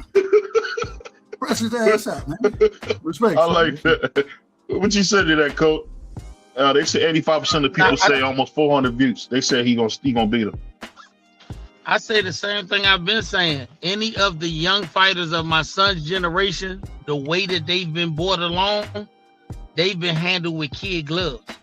So the first time they got to face adversity, it's easy to check in when you ain't got no mortgage, no kids, no wife. It's easy to check in and say, I'll fight another day. I've been telling you, BVO, in our private conversations, I got more fear of some of the older fighters of the generation before us, because them niggas got grit. They had to fight their way there, and they've been in big time fights. These dudes in Jaleel's generation, they don't even get in big time sparring. They don't even spar with each other. They don't even interact with each other the way they used to back in the day. So I don't fear none of these young guys. I think you put the right pressure on them, like Coach just said, they'll check. I think they will quit. So that being said, there's been a lot of talk about Black Jesus Haney fighting the future of boxing, Xander Zayas, and surprisingly, we had 416 votes, and 75% of the folks thought Black Jesus would beat Xander Zayas. Can you guys see him beating Xander Zayas, Black Jesus? I see him stopping Xander Zayas. I think he can beat him. Stop him. You said stop him. Is a different thing. I think he can.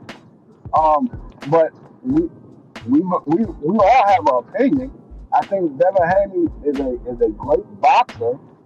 I think, but what I will say is, I believe that Xander Zayas has a good chance of beating Devin Haney as well. I think Xander Zayas will be the first guy that Devin Haney fought since Ryan, that's longer than him, that's bigger than him, So, I mean, I think Xander Zayas has a good chance of beating Devin Haney as well. Man, I'm gonna tell you. I think Absolutely. Real quick, Coach. I wanted to ask you, when you say stoppage, well, how you see Devin getting the stoppage against Xander, in your opinion? And I'll tell you how I see it happening. Around round 11 or 12, if you watch Xander Zayas' last 4 fights, and I think each one of those fights, not saying that they were great fights, but they've been a step up from the last one. Xander Zayas fades down the stretch. He fades down the stretch. And, one thing we know about Devin can go 12. He can go 12. Xander fades, and he's fading against less superior competition. Devin has been in there with better competition, and when he doesn't have to kill himself to make weight, Devin looks a lot better. And so I think somewhere around 10, 11, or 12, I got Devin stopping him. And I was gonna say, Coach, if Devin with him he move up to 54, he ain't cutting weight like that no more. Man, I think that's gonna be a dangerous. Hey, bro, look here. You say he ain't cutting weight like that no more. The nigga still eating at the curry out at 54. Devin ain't cutting shit. Devin ain't cutting a pound. That nigga get on the scale with a motherfucking triple decker steak and cheese and a slice of pizza in his fucking hand. Good to go. That ain't a big deal at all. That's a good point. Nah, no. Don't look at it like that. Devin is a big guy, but he doesn't have to kill himself to make 54. Where Xander Zayas is starting to grow out of 54. Now you got a Devin with a lot of experience, a lot of rounds behind him, and he would be the better boxer versus a guy who fades automatically, and this motherfucker ain't been in with the level of competition. Devin will fuck around and be the nigga putting pressure on him, and around round 10, 11, and 12, he might make him check. Yeah. He might make him check.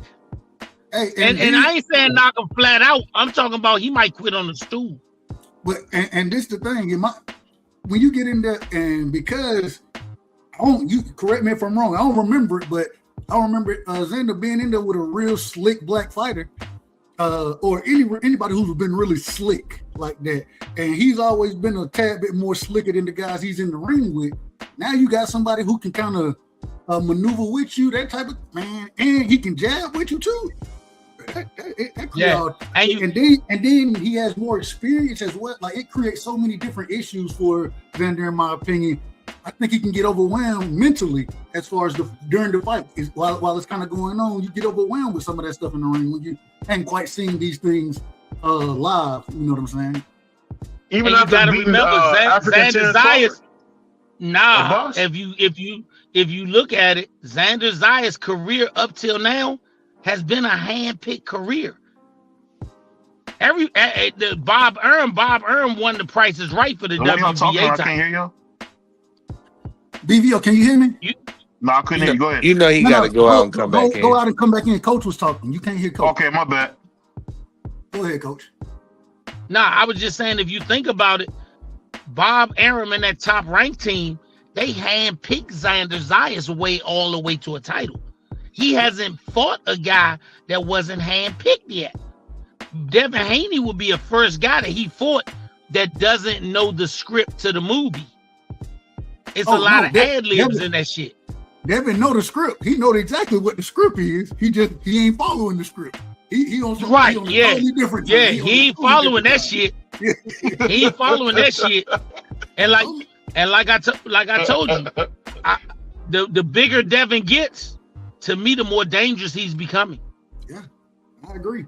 And even against Junior, I didn't think he would drop Junior like he did. I thought that was more timing and accuracy, but still, even with him moving up, not cutting weight, you can see that his power is still continuously to get better now. You know what I'm saying? So, hell yeah, man. If you see, let me tell you the best you see a fighter at. 3 weeks before his fight, when he's sparring at his premier size.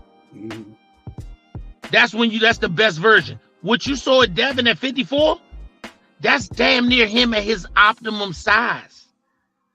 That's him at his optimum performance size. When a fighter don't have to, when Jalil took a fight, if you look, when he fought on the tank card in DC, I think that fight was at 163 because that's the only fight, that they could get at that time for him. Jalil didn't have to cut a pound. He ain't had to stop drinking water or nothing. Man, he steamrolled a dude that normally fights at 68 because that dude had to cut weight. When you ain't got to cut weight, nigga, you are at your optimum performance ability point. That's the dude I don't want to see. Why you think these fighters and these coaches and these managers be trying to get these motherfucking rehydration clauses? Because they know how valuable it is to shrink a motherfucker. Hey, real quick, Coach, what's your thoughts on the whole rehydration situation? That right now we got Shakur. He talking about going up. He want a rehydration clause. If he fight Devin, he want a rehydration clause. All this other kind of stuff. He fight Conor Ben. What's your whole thoughts on when fighters are doing that? If you moving up to the weight class 147, should you be trying to put a rehydration clause on a guy who's fighting in the weight class? Man, unless he's a super name that guarantees me 10 million or more, he can kiss my ass. If I'm the champion, you coming up to my division, I'm not doing that. The only thing the sanctioning body can do is mandate the fight. I'm not taking no rehydration clause. Nigga, if you ain't a big boy, stay down there with the little boys. Okay. Yeah, and this is what I've been saying about Shakur. They haven't said Shakur name. Shakur said he wants to fight. They haven't said. If you moving up to their weight class, you fight them at their weight. They fight at 47. You moving up to 47. Why are you putting a rehydration clause on? You moved up to their weight class. They didn't move to your weight class. Hey, if you're gonna do that, why he ain't try to put a rehydration clause on Tio? Exactly. He was way bigger than T.O. He was way bigger than T.O. That's why. If it's good for the goose, what they say, it's good for the gander, right? Hey man, shout out to the snack program, man. I just hope that T.O. get back real soon, and it's hard to beat them snack fighters, man. Shout out to Snack, man. They do a good job over there, man. Do they still have the snack program around? Yeah. You thought I was done because Victor passed away? Yeah, I mean, I haven't seen nothing about it. I mean, I don't know. It might slow down. We did see, and that's something I wanted to bring up. Do you guys think? Since he passed away, I haven't heard or seen anything about the snack program. I'll just ask you guys this: do you guys think Bud retired because the snack program is not going to be around anymore? The snack program. I mean, the guy passed away before Bud fought. He passed away before Bud fought Canelo.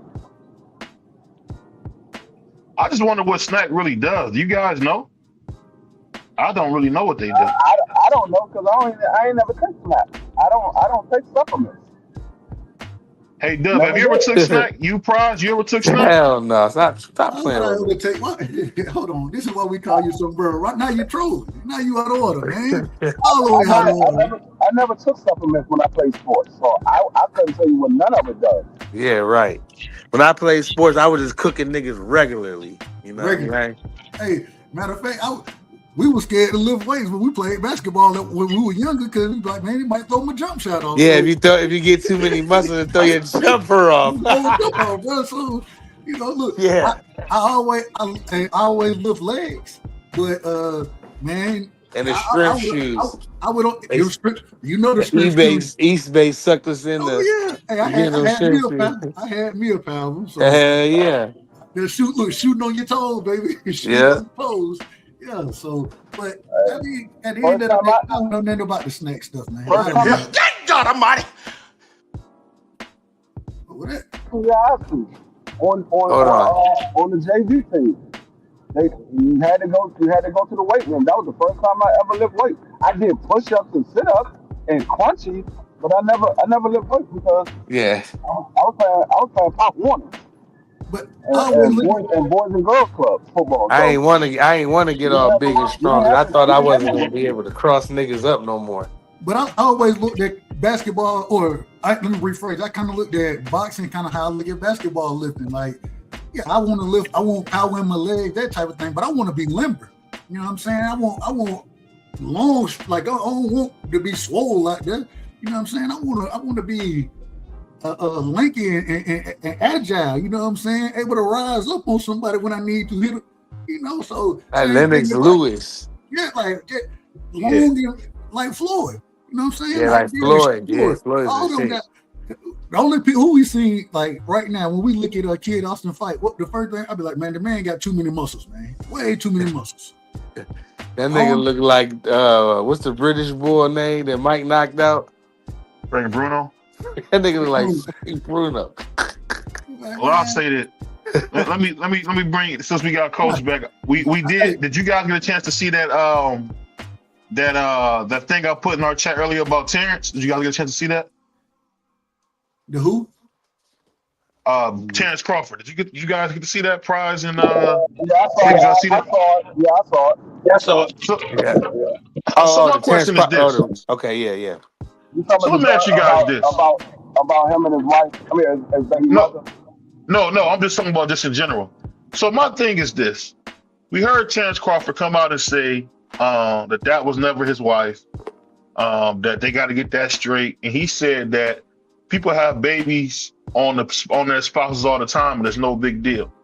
Does that shock you that he took that approach to that whole thing? What do you guys think about that? It doesn't shock me. I wouldn't have used that as an excuse, but it doesn't shock me because it is the truth.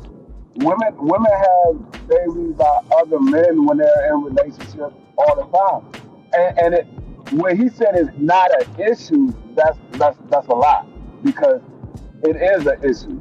It's an issue with the guy that you're dealing with currently, and you had a baby by somebody else. It is an issue with your family because they stuck in the middle of it because you got a baby father right here, and then you still with him, but then you gonna have a baby by somebody else while you still with your current baby father. Now you got these people in the middle of a whole mess. So it is an issue. I disagree with that. What would you say, Coach? No, we're gonna go to Dub and Prize from there. I say this. We always talk about this building wealth bullshit, and we always talk about making our black dollar stronger. First of all, we gotta learn how to be a motherfucking cohesive one unit family. One unit means mother, father, children. Before we can start talking about building anything, we already generations behind every other race. So if every other race can do it and get away with it, fine. But we are not at the point where we can get away or make sense of it. Until we start preaching a concept of generational wealth first starts with your family, meaning a cohesive unit, then we ain't gonna change shit. And young people follow the lead, sad to say, of entertainers and athletes and such, to the point where if we have black leaders that are entertainers and athletes, you don't have to lead them by being at the front of the picket line or being on strike. You got to lead them in showing what the nuclear family looks like to build wealth. For years, we looked at Bud Crawford as being the family man, one woman, group of kids. Now they look at it differently because of the situation that happened. We don't know the inside of anybody's family. So the only thing we can do is judge from looking on the outside in. When you judge from the outside in, whether it's Bud Crawford or myself, the only thing we guaranteedly knows is he stuck his penis in somebody else's vagina and produced a kid. We don't know if she was the worst all the other kids' mothers was the worst woman on earth, and she was hard to live with. But what we do know is that from the outside looking in, he destroyed his family. And that's the thing, that whether he did it and his family come out great, for the young kids that look up to him, be mindful of how you voice your words. I think Bud Crawford, as the fighter, great person. I think Bud Crawford, as the individual, has done nothing but give my son great advice. But for me personally, I preach abstinence to my kids.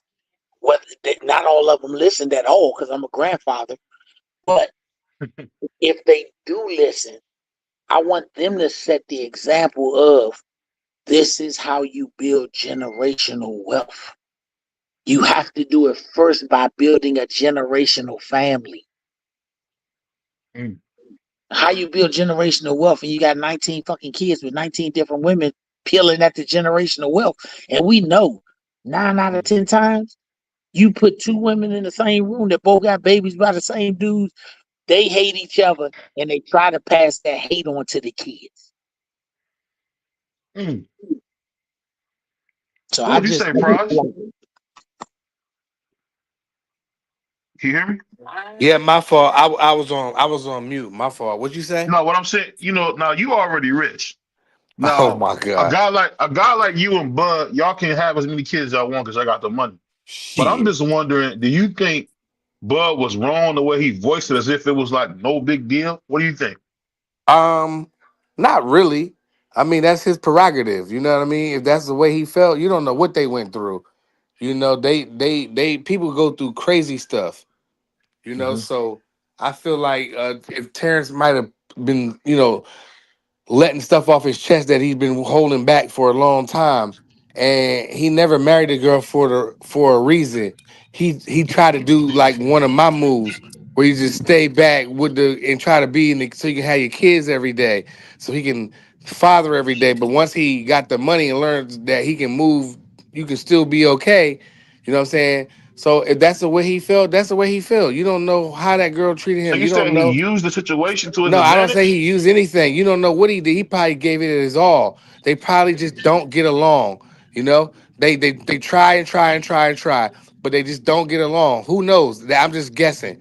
But that man felt the way, and that man is financially stable to where he doesn't need to be with that baby mama. And that's what some of these brothers need to understand. You don't always got to be with them. You have to be happy first. If you're not happy, then you're gonna be angry when you get your kids. You're gonna be arguing with their mom and stuff. That's corny. If that's your situation, I advise you to move how you feel. You take care of you first. Then the kids are gonna be good, because when you good, you good. Because think about it, Terrence Crawford has got paid a crazy amount of money.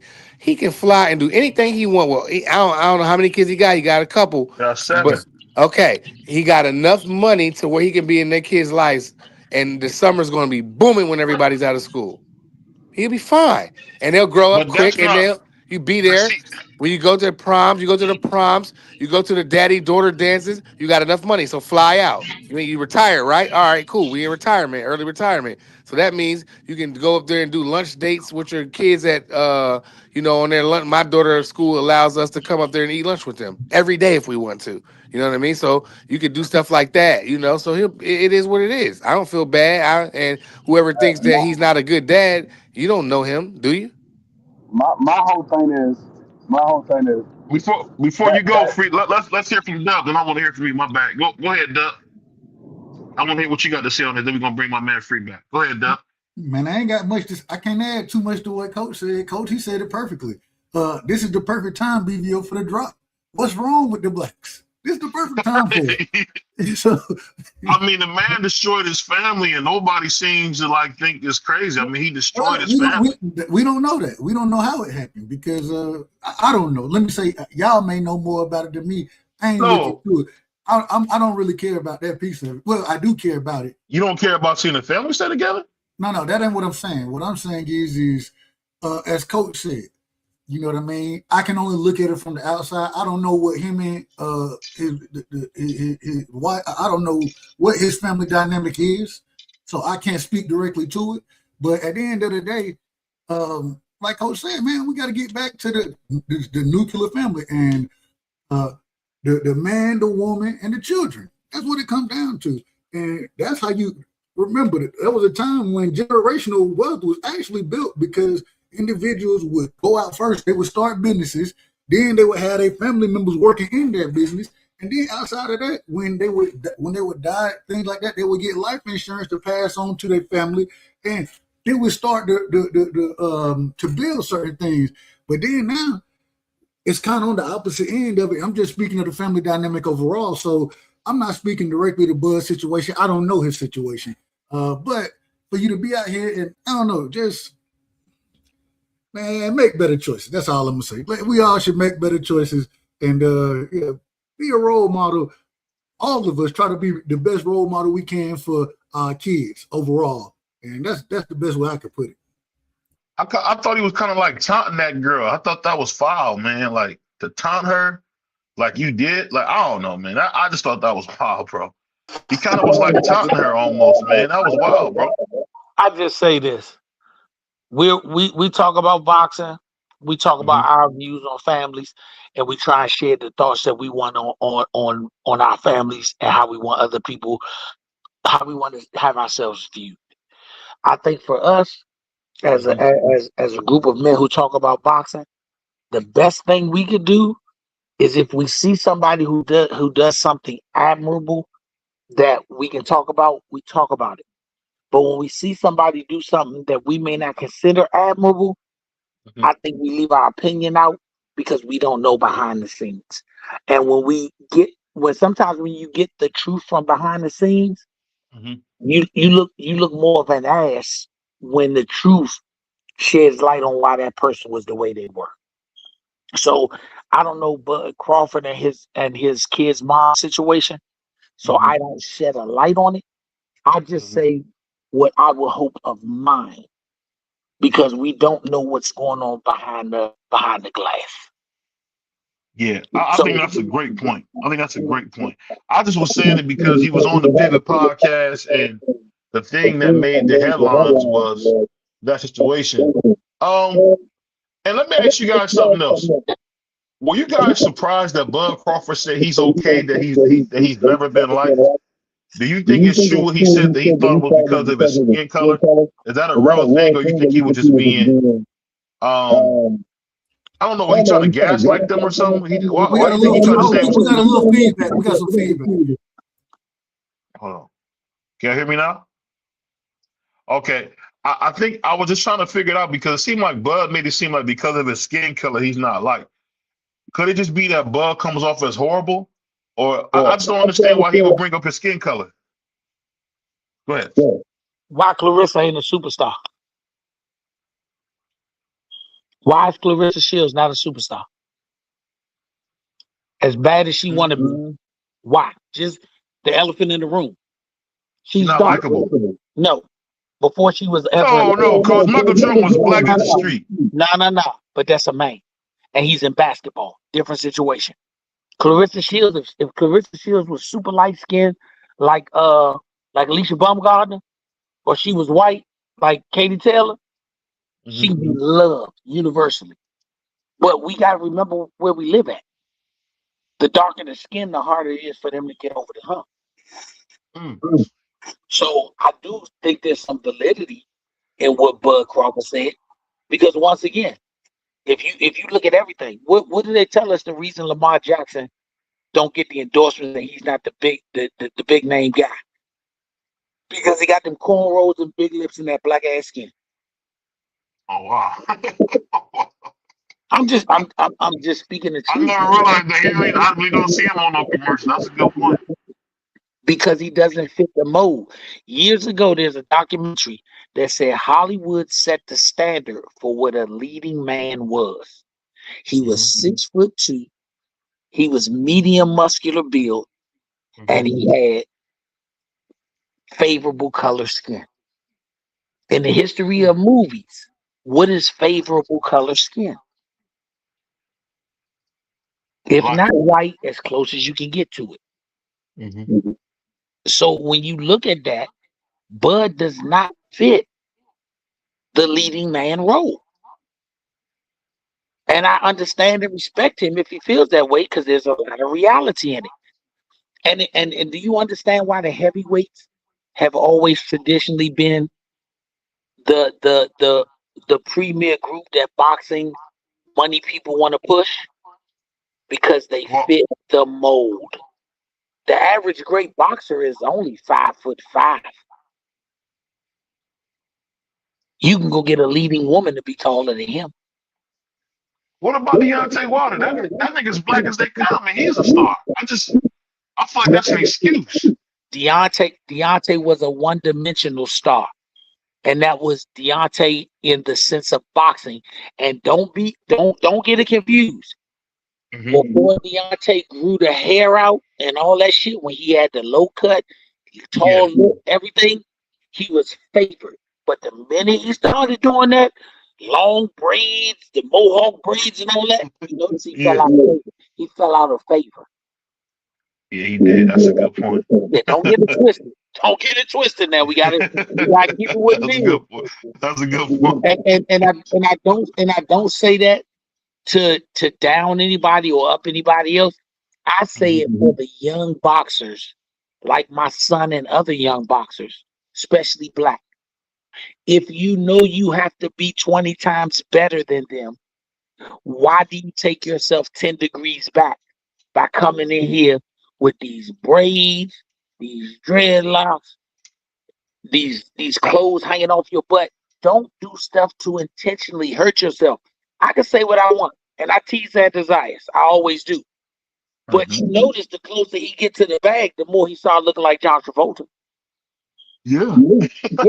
That's not by accident. That's not bad. If you go back to Canelo, the closer he got to the bag, the more he started looking like John Travolta. Even Canelo started to get a little fluff in the top of the head like Johnny Bravo. Yeah. So your money directly correlates to if you look the part. And you should not do anything to mess up your look by giving these people some of the standard looks that they already fear. If it's my son, and I can only speak for him, he will have a haircut with a shape up. Because he will not go out here and take 20-some years of the work I put in to get you here and throw it all away because you want to be the hood guy with the braids and the cornrows and all that. No, we're not doing that. We're not doing that. We work too hard to get you here. We work too hard to get you here. We got to teach our young people that. Why the NBA? Listen to this. Do you realize part of the reason we don't like the NBA? Because we still ain't came to grips with the dude running down the court with a jersey with dreadlocks hanging down the back of his head. That's a fact. We still ain't came to grips with that. That ain't why we don't like NBA. That ain't why we like NBA. I didn't say like it. We remember the days of the Magic Johnson, Michael Jordan.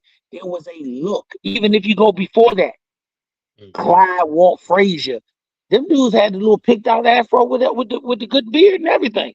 Yeah, they started with Iris. You're right about that. With Iris, they put the dress code out there and everything. Because they said these jokers do not know how to conduct themselves and the way we want you to look. You got to think these, whether it's boxing, baseball, basketball, football, soccer, NASCAR, IndyCar. These are not sports. These are billion-dollar corporations with sponsors. Hold on. What's wrong with the black?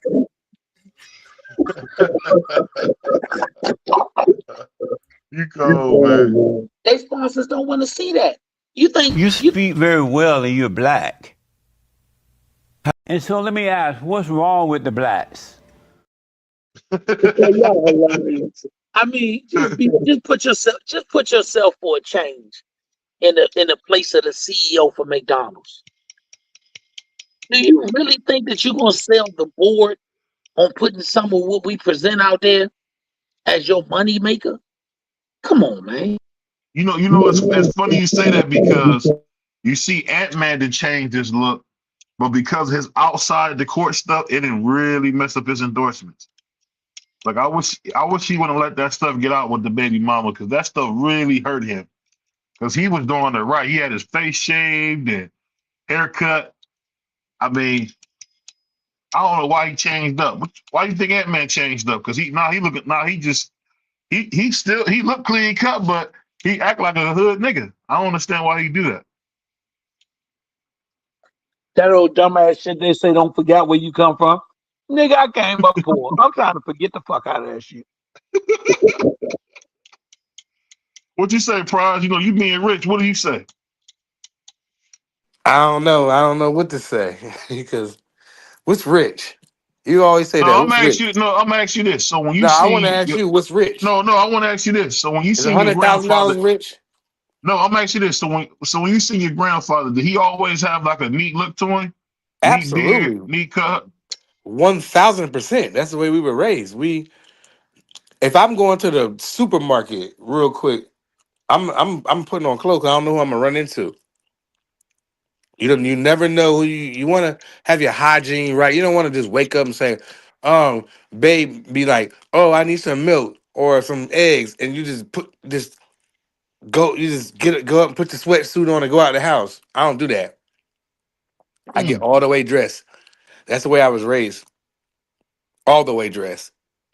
What would you say, Dub and Puerto Rican Freak? What would you guys say about that? What I got to say, and we talking about Ant-Man, um, you can take the nigga out the hood. You can't take the hood out the nigga. That's what I'm You saying. got Free is nothing you you can do. gotta want the hood out of him. You gotta I didn't want know the he was hood. hood. You know what's so funny? Now I found this out recently. Ant-Man has had 3 kids in 4 kids in a 2-year span, right?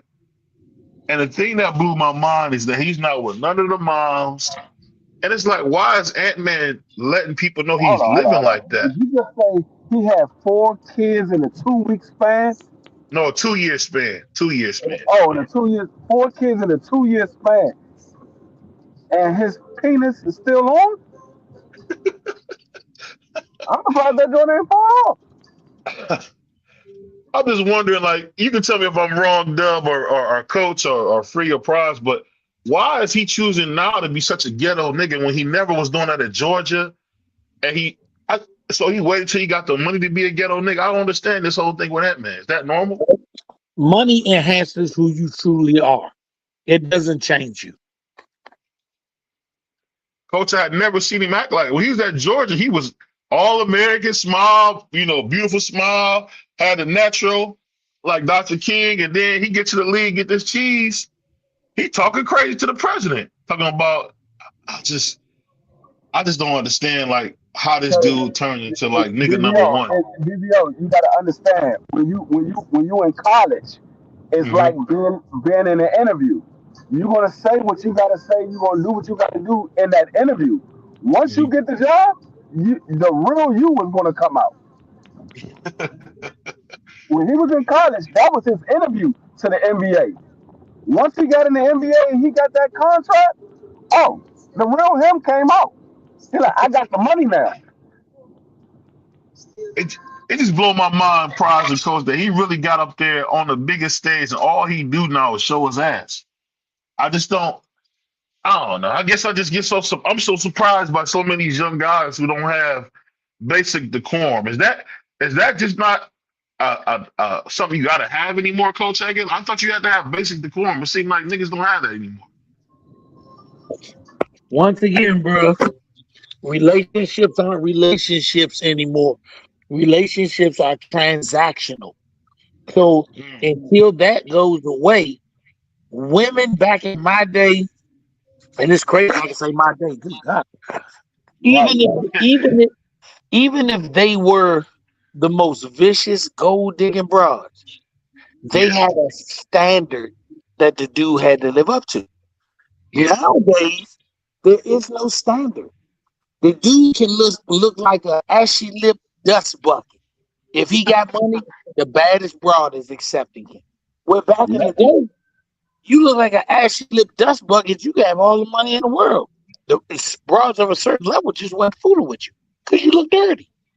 Nah, you definitely wasn't getting no play back in the day with no if you ain't had no swag to you, you ain't had no style, no swag, you wasn't getting no play back in the day. And let's be honest. If you take away the money from Ant-Man, Yeah. what broads is fucking with this nigga? You tell me what broads is gonna find this nigga overwhelmingly attractive if you take the money away. This old No, they big won't. butt lip nigga ain't find that broads ain't looking at this nigga. He's attractive. No, he's not gonna get him just Yeah, because he's you gotta think skillful. about it. Like Coach said, back in our day, because Coach is I think he's a couple of years older than me. Back in our day, if a woman heard that you had multiple kids, most of the time, and they would buy multiple women. Most of the time, they wasn't dealing with you. Mm. Most of the time, they wasn't dealing with you. They was looking for men that didn't have any kids. They wasn't looking for dudes. Now they don't care if you got kids, if you got a girl. They don't care about none of that. As long as you got some money and they can get some, they gonna deal with you. That's why I don't feel Hey, sorry for these bras nowadays when they talk about he don't take care of his kids. You baby mama number 5. He didn't take care of the first 4. Why do you think your baby is special? And I'm talking about even dudes with money, man. Do you know how? Let me tell you something. When I first was watching Ant-Man and when he got to the NBA, I was like, man, this dude got the tenacity of an old school player. I love the way he doing. But you yeah, know what turned me completely off to him? what When was he that? when he gave up the $1 million and said, I want to sign my rights over and I want nothing to do with that baby. Guess what, bruh? He turned me all the way off. I can see that nigga now. And I wish my grandson would ask this nigga for an autograph. Get your black ass over here. Because when he did that, Yeah, do you understand when he did that? He spit in his own mama's face. He spit in his grandmama's face. He spit in every black woman's face that has ever birthed a child because he turned his back on his own fucking blood. I could never trust that nigga. Why? If I got in something with him, I'm not taking the blame talking about he gonna do the right thing because he always showed me how he look at shit. He showed me with his actions. That nigga You turned his know, back on his own fucking blood. Whether he liked the girl, whether he love her, hate her, I can yeah, have a baby with a stripper off a one night stand. I yeah, might not like the stripper, but that's my blood. That motherfucker got me running through his veins. And I'm cool with turning my back on it. I don't give a fuck if you gave her $1 million. I don't give a shit. You turned your back on something that is part of you. That's a sorry ass nigga for me. you know what else? You know what else is the bad thing different about that, nowadays? his daughter might read that one day. She might read that article about him trying to do that. That's kind of crazy too. That's the bad part. That's kind of You crazy. know, But the girl was trying to get money from him. I will be fair and say that the girl did try to move to California and do a lot of BS. Did he Go did ahead. he did he put his dick in? Simple as that. Did he put his dick in?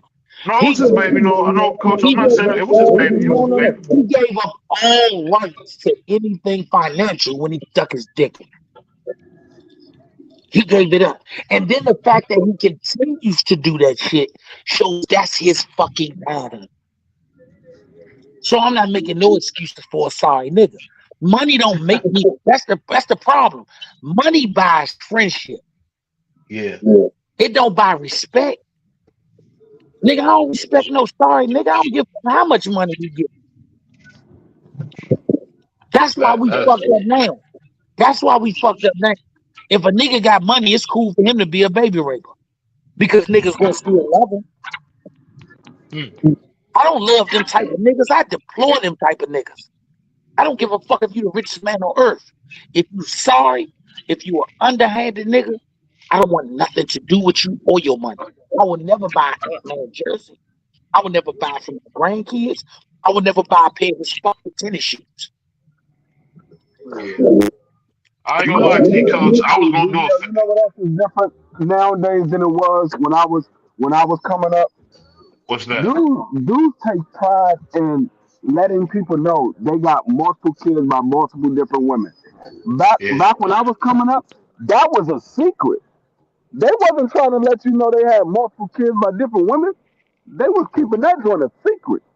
Like yeah, like Magic Johnson, we would have never known that Magic Johnson cheated on Cookie if he didn't catch HIV. We would have never known. yeah.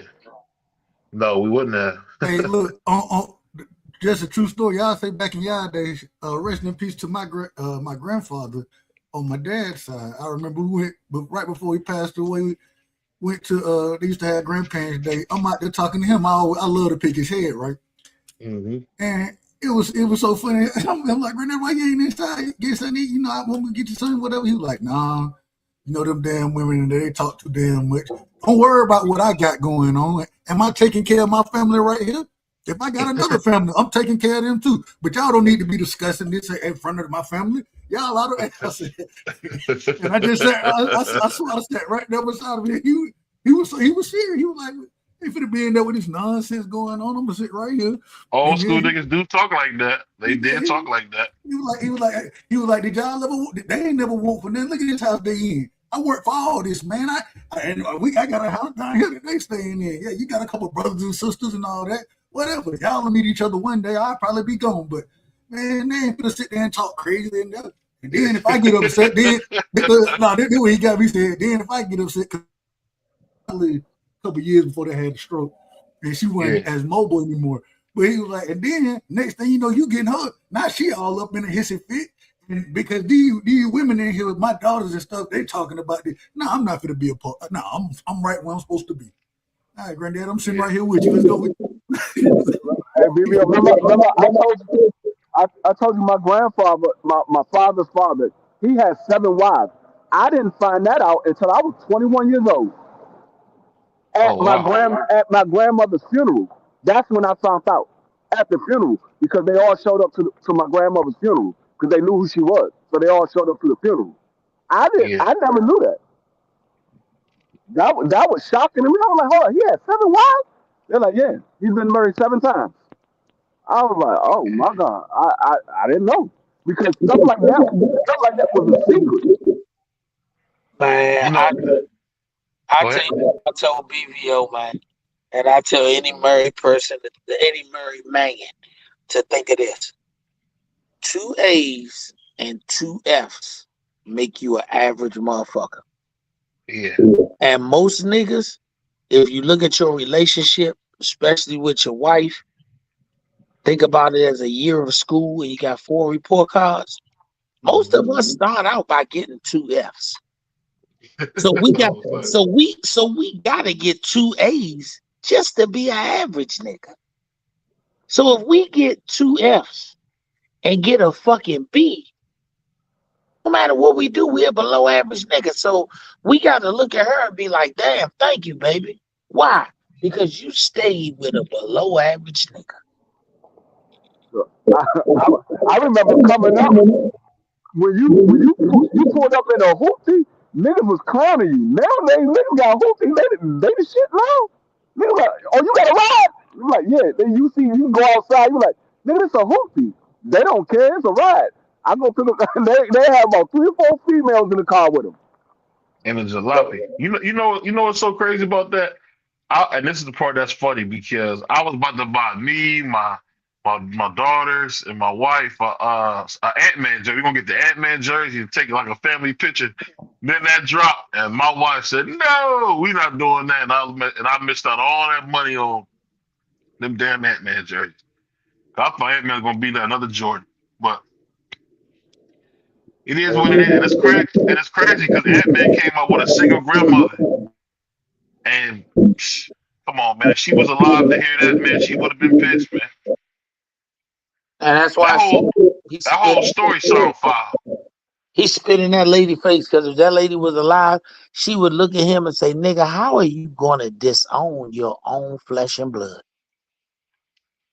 Will he pay her $1 million? Is that what they were trying to say? I don't know the whole story of that. I don't give a shit. He gave her No, I'm asking you, Cole. I didn't know. I don't know what you mean. He said $1 million. He gave her $1 million. He paid the whole 18 years of child support, which somebody in his crew should have told him, you cannot do that. Somebody should have told his dumb ass you can't do that.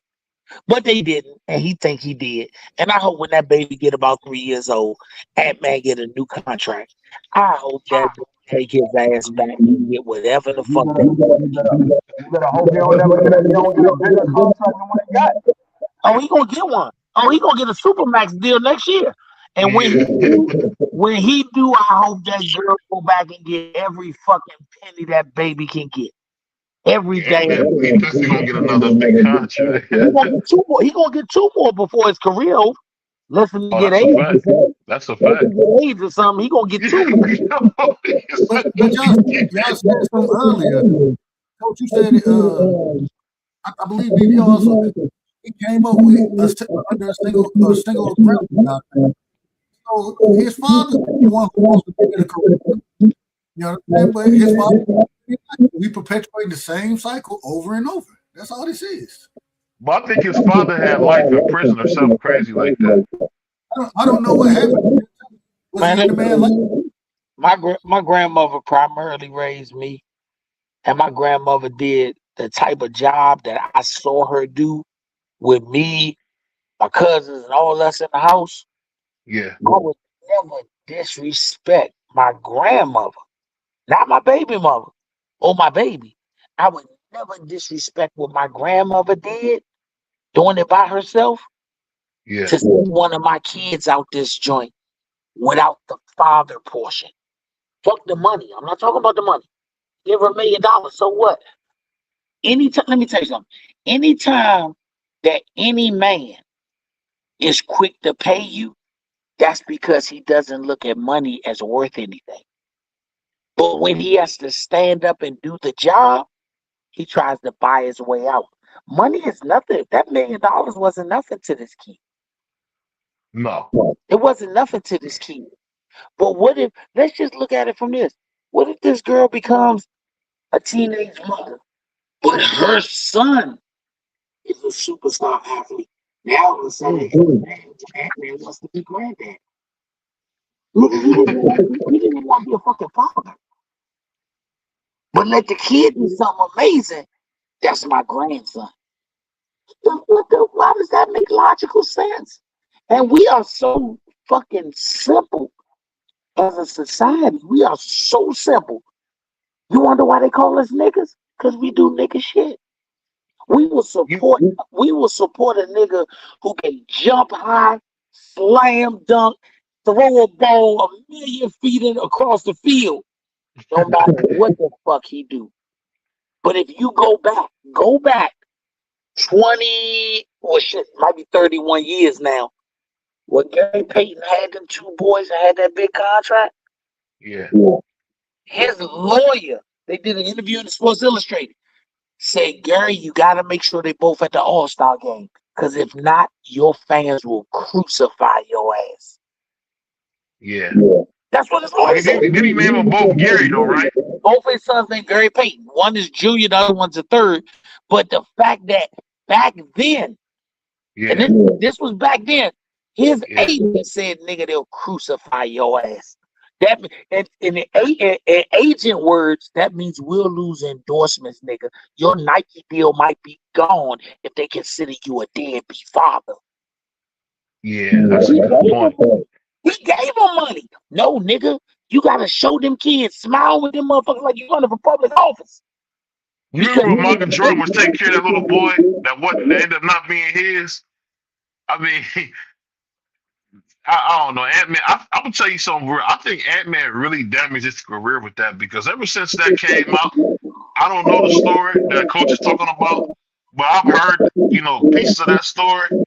I've noticed that they've kind of not pushed him like they were pushing him at one time. Bruh, to be the face of the NBA. Let me tell you something. The NBA, the commissioner of the NBA right now, this nigga wants you to be as straight as the board of health and as clean as a brand new suit. What What happened with Gilbert Arenas? After that gun shit, his career basically came to a fucking end. Yeah, John Morant, he's still the same player.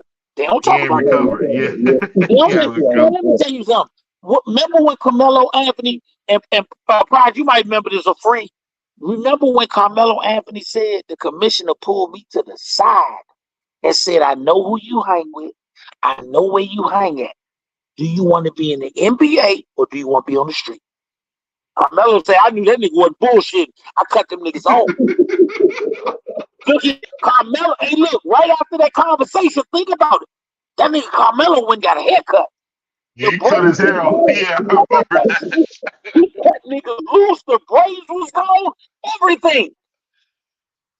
You cannot fuck up the brand.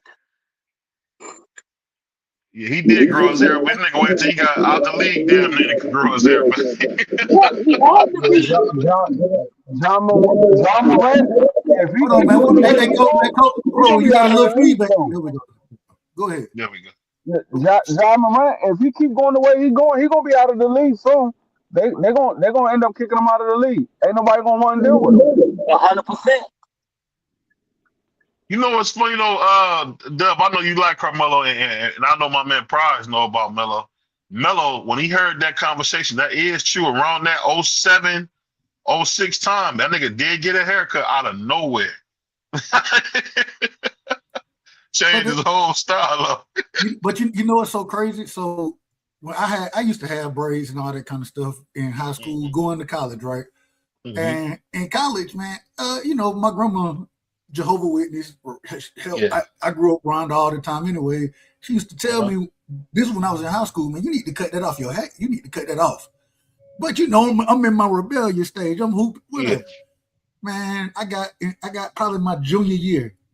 And, you know, I started doing like internships and stuff like that. Man, that summer, I swear to God, I came home. The first thing I did when I came home for the summer to visit my family, I went straight to the barbershop, got my hair cut, went to my grandma's house. I said, you absolutely correct. I need to cut all that off my head. And you know what I'm saying? Like, at some point in time, you get older, you mature, you understand it. Hey, bro, I got to present myself in a certain way. And when you have all that on your head, what if you ain't got your hair braided that day? You got an interview, you can't get nobody to do it, and now you going up in there with nah, you can't be doing all that, bro. You're like, thank you, brother. Thank you. Like FedEx, when I worked at FedEx, because I had braids too, but when I had braids wasn't a big thing when I was wearing braids. It was just starting to come out. Like Allen Iverson, it had just gotten the league and things like that. It was just starting to become a thing. But when I was working at FedEx, you couldn't work at FedEx with braids. They will allow you to have locks because they know that's a religious thing. So they will allow you to have locks, but you couldn't have braids. If you had braids, they would tell you at the interview, you got to cut your hair. 100%, bro. That's like I said. If Lamar Jackson was anything other than the quarterback, we'll say that nigga look like Miss Sealy from The Color Purple and get him the fuck out my house. Yeah, like UPS, you can't have a beard. You can only have a mustache. Now, if you have a doctor's note or something like that, they allow you to do it with that. But a regular beard, no, they not letting Y'all you breaking have up all crazy. Yeah, they're not Somebody audio is crazy. That ain't me. Is that me? I don't know. I think I heard it from him. I think it was me. Let me ask you this, Prize, before we get out of here. You sound like Dr. Robotnik or one of them niggas, bro. Me? Can you hear me? You crispy. You crispy. You crispy now, BVO. Prize, can you hear us?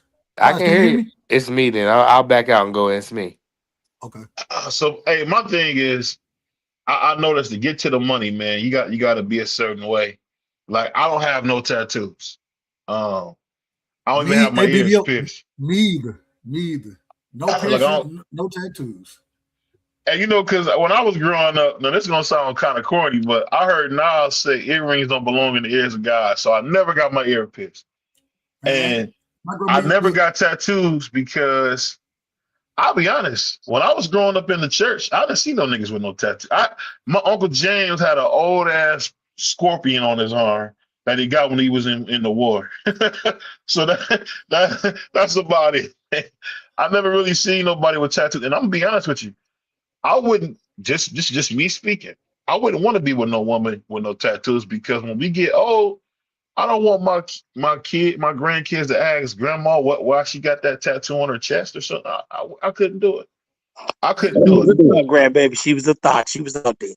Hey, BBO, same thing though, man. I remember growing up, biblically speaking, what they say, the body is the temple. And my grandma used to always say, you don't put no ink on your body.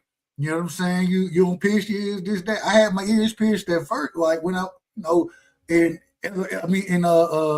high school, but then after that, I ain't wore earrings in 20 years now. So, it just after you start to grow, you learn, and you be like, all right, this how the world moves. So you move accordingly if you want to be successful. See, my aunt used to be so rough. Shout out to my aunt Allison, man. Auntie used to be so rough. I remember my cousin got his ears pierced, and she gonna say, "You might as well get a tongue ring."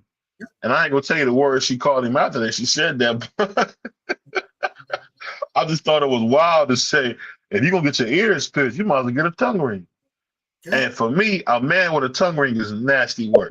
I'm just nasty work. That shit vicious. Hey, I'm gonna just tell you, man. Like I said, for me, God blessed me to have a son that has a gift and a talent. Mm-hmm. I try to tell him, do not put a brass ring around your halo, because you could be blocking your own blessings. If I raised you to have a certain look about you, and for my boys, I can send you pictures of my boys when they was young. I used to tell them, man, I want you to be dope boy fresh every day. Dope boy fresh, fly gear, good haircut, looking good. To me, my grandparents used to call it presentable. Then we called it dope boy fresh. Yeah. And to me, you get more bees with honey than you do with lemon. And I'm gonna tell you, Jaleel seen it after his fight. They did media and all that. I felt good to see people say, "Man, that's a good-looking young man. Man, that was a good fight. Man, he's presentable."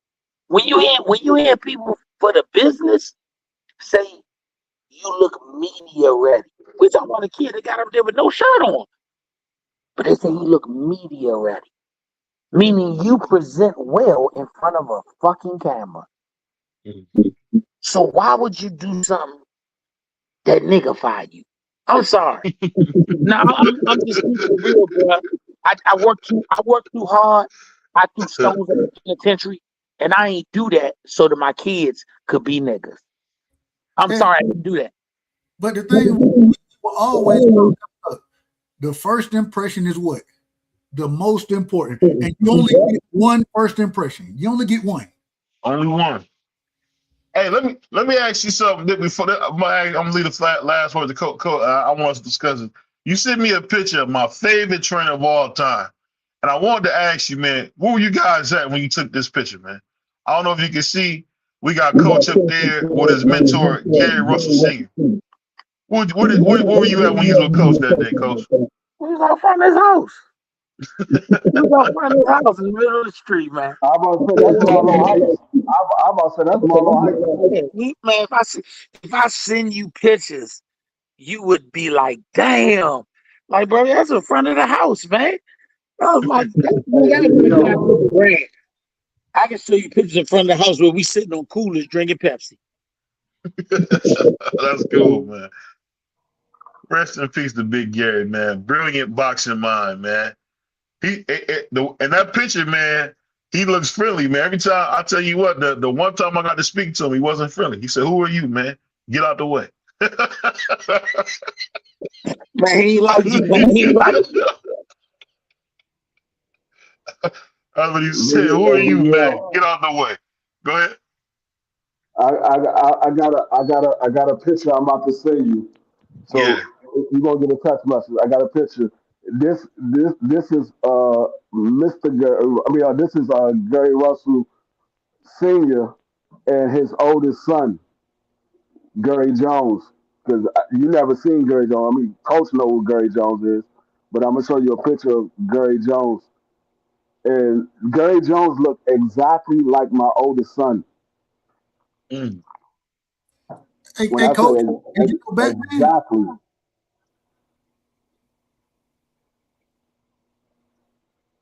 Say What's it that? again, Doc. Did you say, I said, Doug? coach, did you know Batman, coach? Yeah, that was my little man. Yeah, Mr. Little Dude. He's a good dude. That's my little guy. Yeah. Yeah. Oh, no, I forgot you why D3 sitting there. Let me ask you this, cuz I didn't get to ask you this. Did you see what that goofball Bad Bunny did?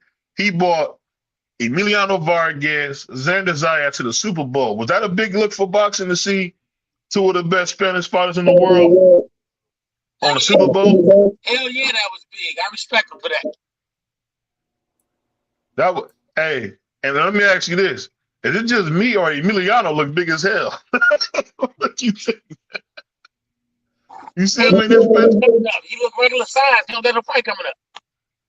Oh, I'm just saying, Xander don't look that much bigger than him. When you look at it, they're supposed to be like weight classes apart. They look about pretty similar. I was shocked by that. Xander just came off of fighting Emiliano, ain't got one on the horizon. So yeah, they probably close to the same size. Hey, BBO, I make you laugh. I send you a picture. You know what I got in my trophy section? Antoine's Olympic shoes. He gave them to Jaleel and he autographed them. They have my trophy. Yeah. I can send you a picture of them joints. The shoes. I got Lil Gary's first pro headgear, and I have Lil Gary's debut gloves when he debuted in as a pro. I got so much shit with them boys in this house, man, over the years. I got so much shit, you know. Yeah, they hanging up in my bench, man. I'll see if I can look at this shit real quick. I don't need to turn my camera on for that often. Hold on. Let's see if I can turn my damn camera on. I'm learning this shit. Hold on. I already did it. Oh, you said I didn't get it just yet. That ain't it. Oh, I'm about to just turn my camera away. Oh, wow. Hold up. The old school trophy case. Antoine's Olympic shoes. Yeah. Let me see what else I got in here. I got a bunch of pictures of the boys. These are Gary's debut gloves. Wow. Those are the ones he won his debut. And I got so much memorabilia around this joint. If I went through this stuff, man, you'd be like, damn. I just can't. You know. It's funny, Doug.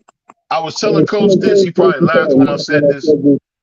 You guys all know how much I love Gary Senior. How crazy is it that me and his only protege become tight? That ain't nothing but God, bro. That's crazy. That ain't nothing but God, bro. Oh, let me see. Put this one up here.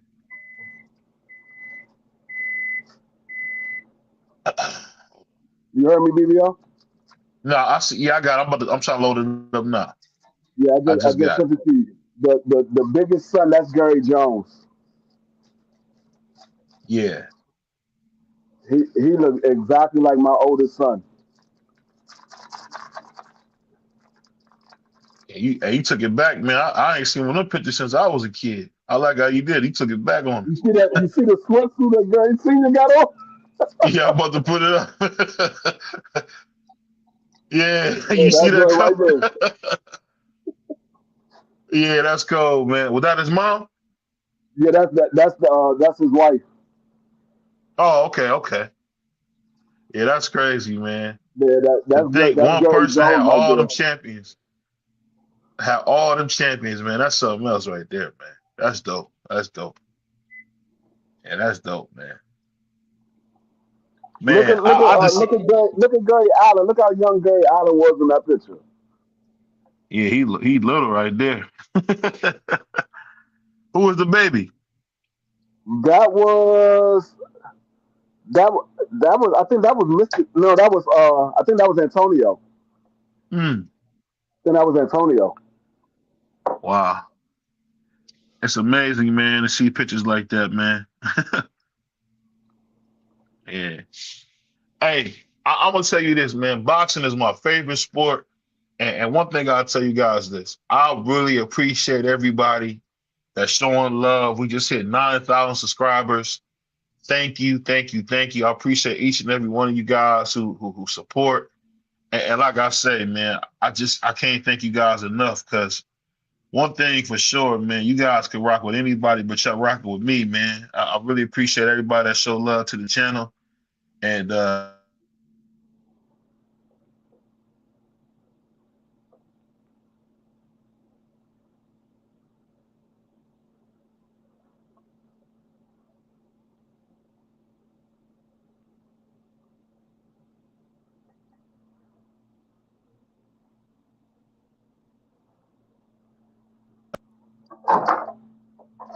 Did I cut out? I can't Yeah, hear my nothing. mic is acting up today. Your mic acting. Yeah. Can y'all hear? Was that me? One more piece of something. Look at this.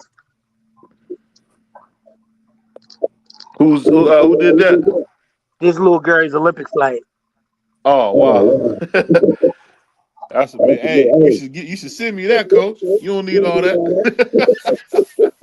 That's how I got my Larry Holmes. I got some Larry Holmes gloves, man. Shout out to my man. He probably won't bring his name. I ain't gonna bring his name up, but shout out to my man Uncle Carl, man, on the Larry Holmes gloves, man. You know. And I heard the hardest thing I ever heard.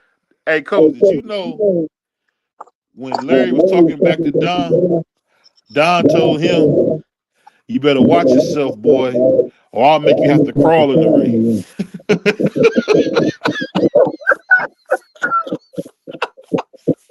Wow. That's a true story. That's a true story, D Free. That's a true story. He really told him if he took, because I guess he was gonna raise up on Big Gary. I mean on Big Don. And he said, if you touch me, boy, I'll break your leg in so many places. You'll have to crawl in the ring. That was cold. That was cold. On that note, man, it's your boy BVO Sports TV, man. You always know, man, we doing it big. And just remember our sponsor, man. We definitely on the ride with my man Jalil, Black Mexicano Hackett, as he becomes the next middleweight champion, man. So keep your eyes open, man. We got the next champion. We got one of the best coaches in the world. Shout out to my man Free, Puerto Rican Free. He's not black. He looks black, but he's Puerto Rican. And shout out to my man Dub, Right Side Prize Fighter. On that note, yo, we out of here, y'all. Peace.